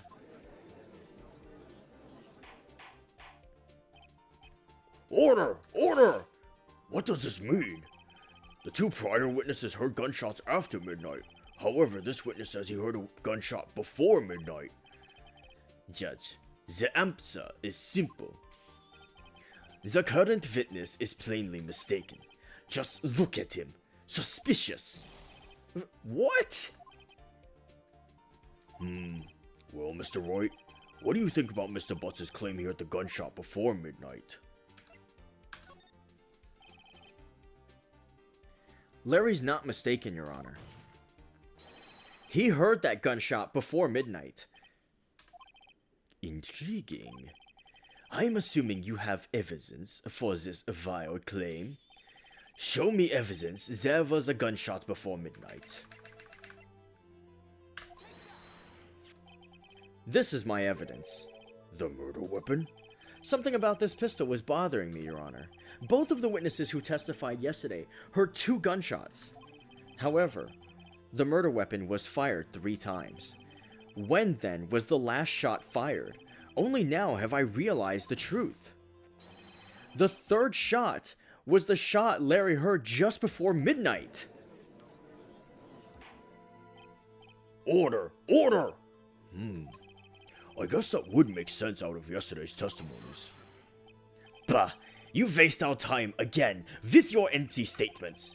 Yes, the pistol was fired 3 times. But do you have any proof that it was fired before midnight? Do you have proof that the witness didn't just think he heard something? Indeed. Well, Mr. Wright, there's no turning back now. Do you have evidence that proves there was a gunshot before midnight? Do you have evidence that proves Mr. Butts wasn't just hearing things? Look at this photograph.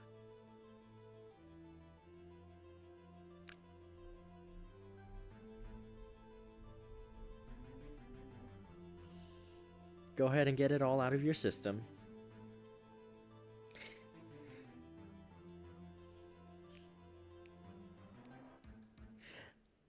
Okay. This was taken by our witness yesterday, Miss Lotta Hart, with her automatic camera. The timestamp on the photo reads December 24th, 11:50 p.m. Oh yeah? But there's nothing on the lake in this picture. Your Honor, the real issue here is not why nothing is shown in this photograph. It is why this photograph exists at all. What do you mean? Your Honor, this photograph was taken by an automatic camera. That camera was set to go off in response to loud noises. Oh! Correct.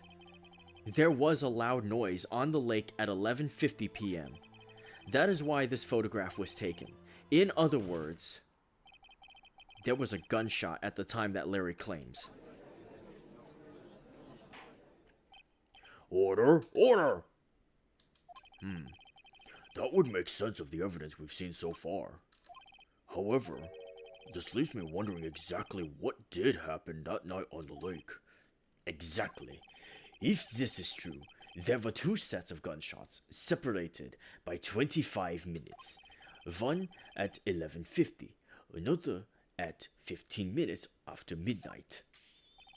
Why, I ask you, why? Uh-oh, I better think of something quick. Wait a second. Gunshots separated by 25 minutes? Ugh! What's wrong, Nick? I have it! I have it! Huh? Remember the case with the Steel Samurai? Huh? Yeah, of course I remember. The murderer in this case had the same idea as the murderer in that case. What do you mean? Maya. Yes? If we don't figure this out now, we'll never overturn Edgeworth's guilty verdict. I've got a hunch, and I'm gonna run with it. Right. I mean, is this safe? Safe? We've already gotten a guilty verdict. We've nothing to lose. You just watch and let me know if I say anything that sounds fishy, okay? Right, Nick. Your Honor, Yes, Mr. Wright? the testimony just now has cleared up this entire case. I'm not following the train of logic here. What do you mean, Mr. Wright? Tisk, tisk, tisk. So, you finally realize the truth. There can be no other murderer here than Miles Edgeworth himself. Wrong, Von Karma. A man was shot that night, but it wasn't Edgeworth who did the shooting. Listen, rookie. Take a deep breath and consider the facts. At the time of the murder, one boat was on that lake. This was shown by the witness's photograph. The defendant, Edgeworth, and the victim, Robert Hammond, were on that boat.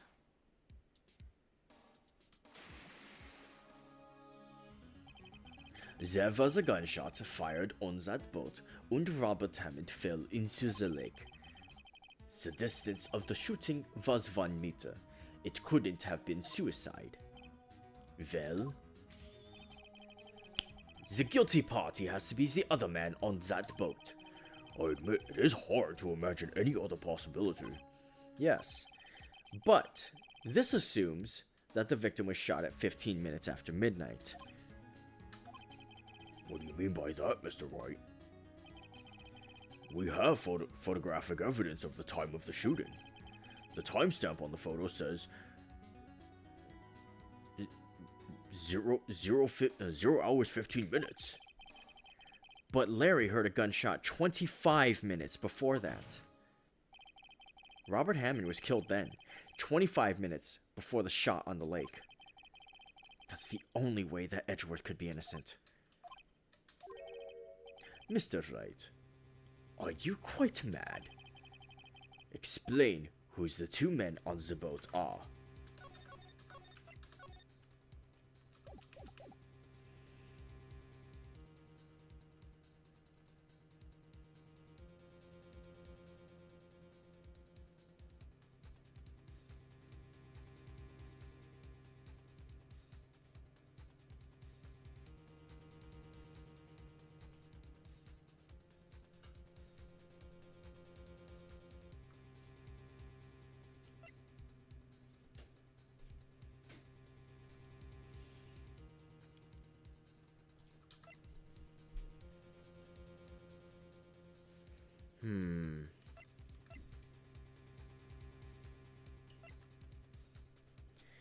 The photo that's timestamped at 15 minutes after midnight.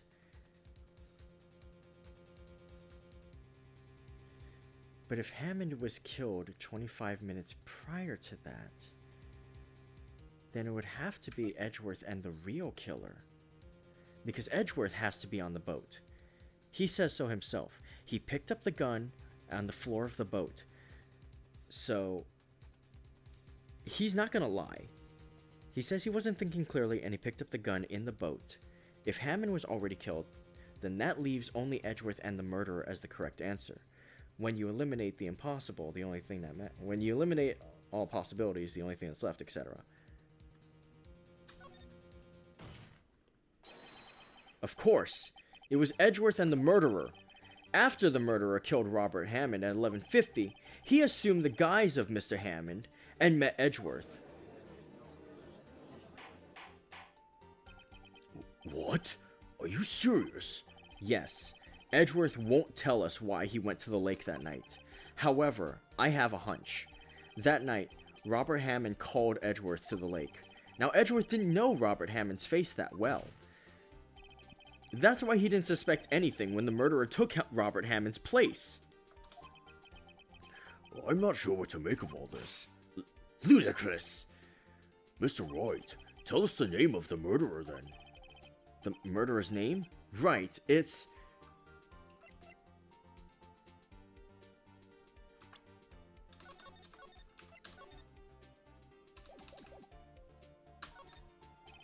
Actually, I don't know the murderer's name. You don't know? Bah! Again, you waste my time! I don't know, because he never told us. The murderer is the caretaker of the boat shop, that old man. At 11:50, he was the one who killed Robert Hammond. The caretaker of the boat shop? Where did he do this? There weren't any boats on the lake then. Why would he have to go all the way out on the lake just to shoot someone? May I suggest that the real scene of this crime was not on a boat? What? Well then, where did the murder take place?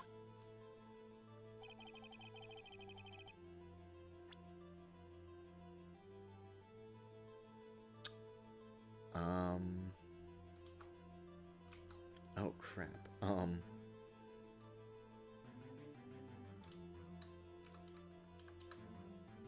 Maybe inside his shop?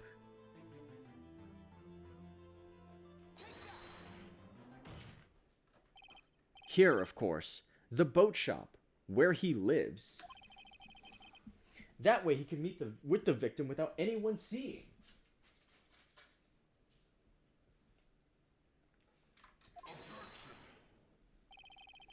Do you have proof that the boat shop was the scene of the crime? Recall Larry's testimony, if you will.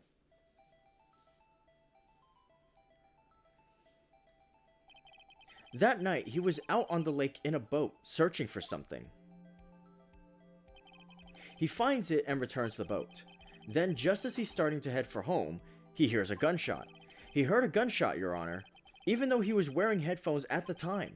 In other words, the gunshot was very, very close by. And where would that be if he had just returned a boat? The boat shop? Mr. Wright, what happened that night on Gourd Lake? Please tell the court from the beginning. Yes, Your Honor. Nick, are you sure about this? Not really. But I think if I start at the very beginning, and I take it slow, I might just be able to figure this out. That night, the caretaker of the boat shop called Robert Hammond to his shop.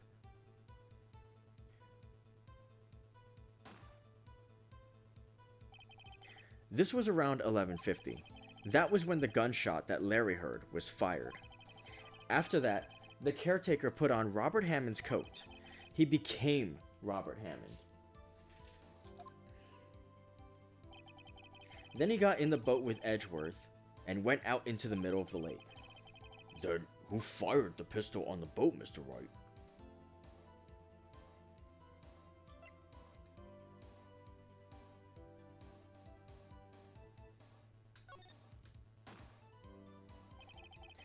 Of course, it was the murderer who shot the pistol. He shot twice. Both missed Edgeworth on purpose. Wait a minute.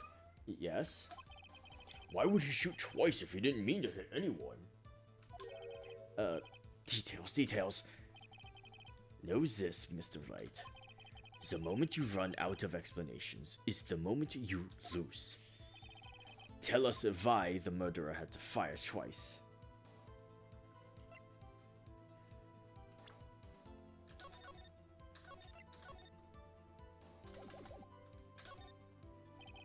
I believe he shot twice to create a witness, Your Honor.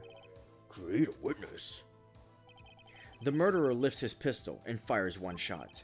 That ensures that anyone who heard the shot would look at the lake. Indeed, Miss Hart did exactly that after hearing the first gunshot. Next, the murderer waits a bit and he fires again. Then,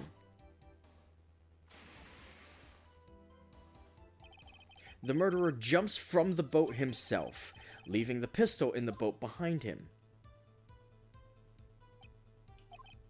I see. To someone looking from the edge of the lake, it would appear that one of the men on the boat had shot the other.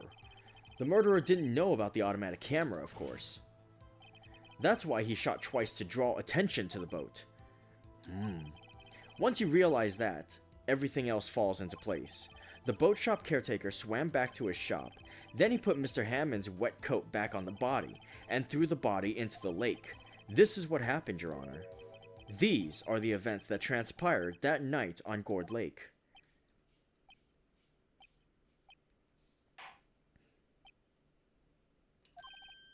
Bailiff, bring out the witness from before. The boat shop caretaker, quickly!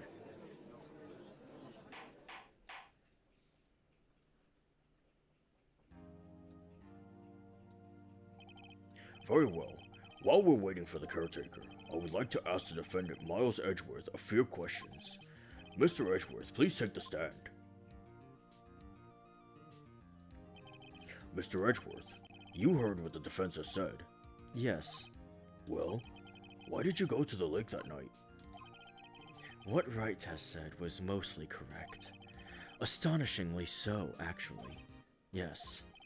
Several days ago, I received a letter. The letter was signed Robert Hammond. He asked me to come to the boat shop by the lake at midnight on Christmas Eve. He said he had something very important to discuss with me. Something important? I'm sorry. I can't say what it was. Your Honor, sir! Bailiff, we are conducting a trial here. I ask that you remain quiet. The witness has disappeared! He isn't at the boat shop either! What? What should I do? Find him! Quickly! We cannot allow him to get away!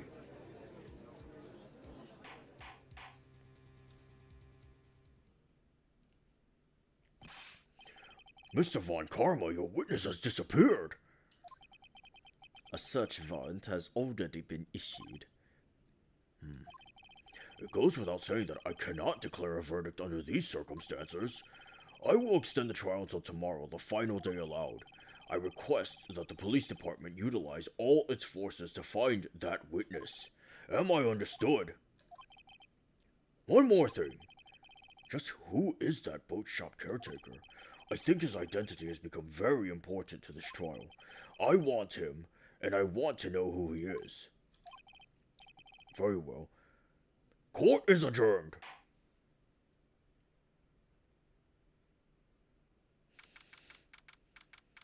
December 27th, 1:22 p.m. District Court, Defendant Lobby Number 2. Yay, Nick! You did it! Yeah. Well, at least we got out from under that guilty verdict. And what about Larry? That was something else. Even Von Karma didn't know what to do with his testimony. Larry really helped us out. Sure, once I sifted through his unique testimony. Still, he did save us. I just wish our cases weren't so down to the wire all the time. I know what you mean. Sometimes I feel like it's us on trial instead of our clients. Hey, Edgeworth. Mr. Edgeworth? Did you say something? Don't look so pained. I mean, it looks like you're probably gonna get off the hook. You could try to smile just a little. Relax. I'm sorry, but I fear it's not over for me yet. What do you mean? Right. There's something that's been troubling me for a long time now. And I don't know whether or not to tell you. Edgeworth? No. There's so little time left. I want to tell you. To get it off my chest, but... I can't make up my mind. What is this about, Edgeworth? It's a nightmare I've had. A memory of a crime that I committed. A crime you committed? A memory of a murder.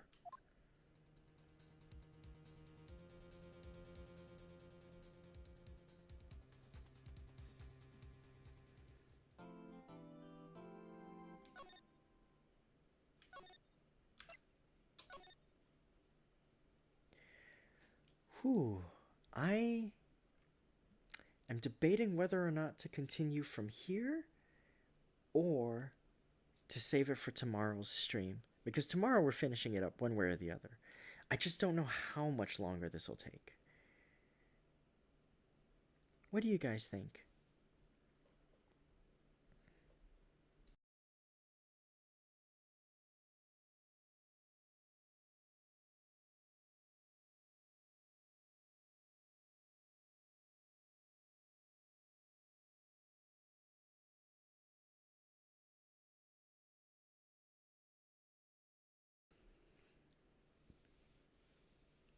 Let's see, how long have I been going? 2 hours and about 20 minutes?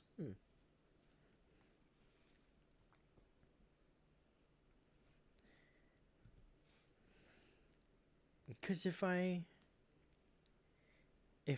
go if I go on from here and I end up accidentally like not having much time for tomorrow's stream, you know what I mean? You know what? I am gonna cut it here for today, and tomorrow we're gonna finish this up. I'm pretty sure it's just one more investigation and one more trial because that's all the time we're allowed left. So we're gonna get. We got one legendary moment today. We'll get the other legendary moment tomorrow, is what I'm thinking.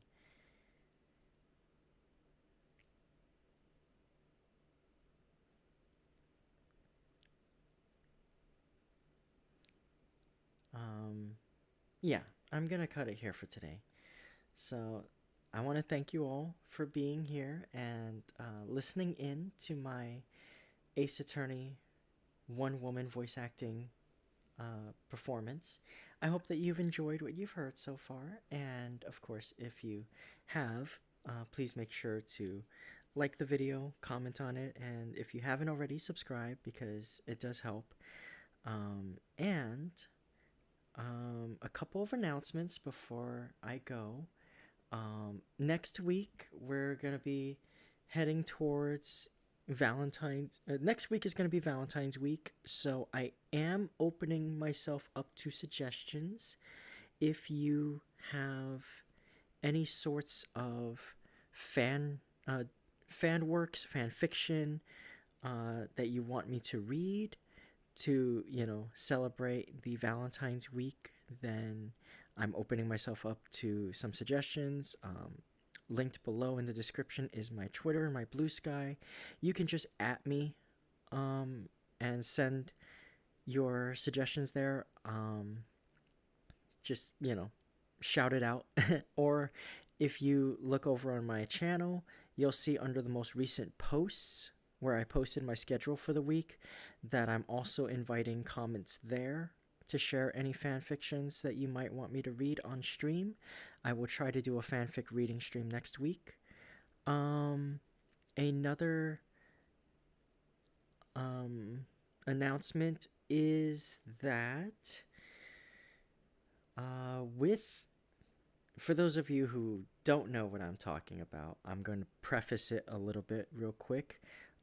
Over in Japan, there is a popular children's television series called Super Sentai, which basically formed the basis for Power Rangers in most of the world, particularly over here in the West.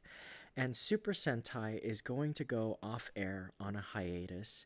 So I'm also taking ideas and probably going to share some with you guys.